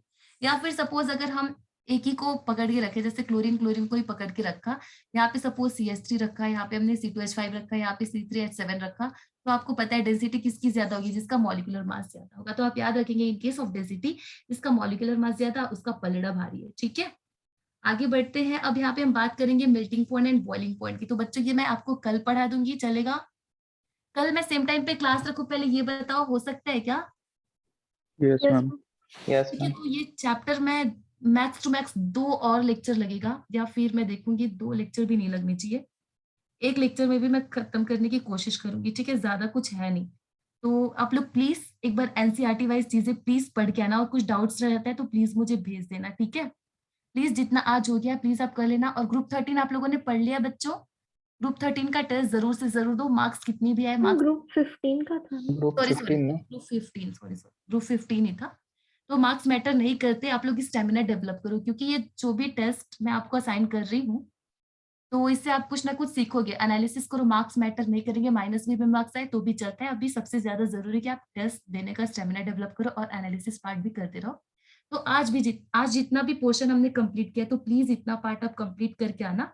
और मैं भी कल ये पोर्शन मैं खत्म कर दूंगी हेलो अल्केन वाला, और परसों की क्लास में हो सकता है ये पॉसिबल है कि अल्कोहल फिनॉल ईथर में शुरू कर दूंगी। तो कल ये आपका लेक्चर खत्म हो जाएगा, मैं पूरी कोशिश करूंगी, ठीक है। तो आज की क्लास में बस इतना ही, मैं मीटिंग क्लोज करती हूँ। ये नोट्स तो मैं शेयर नहीं कर रही, यस नोट्स शेयर करने की जरूरत नहीं है ना बच्चों, नो मैम। है ही नहीं, सारे NCERT से ही है। तो मैं मीटिंग क्लोज कर देती हूँ, ठीक है। Good night. Thank you ma'am. Thank you ma'am.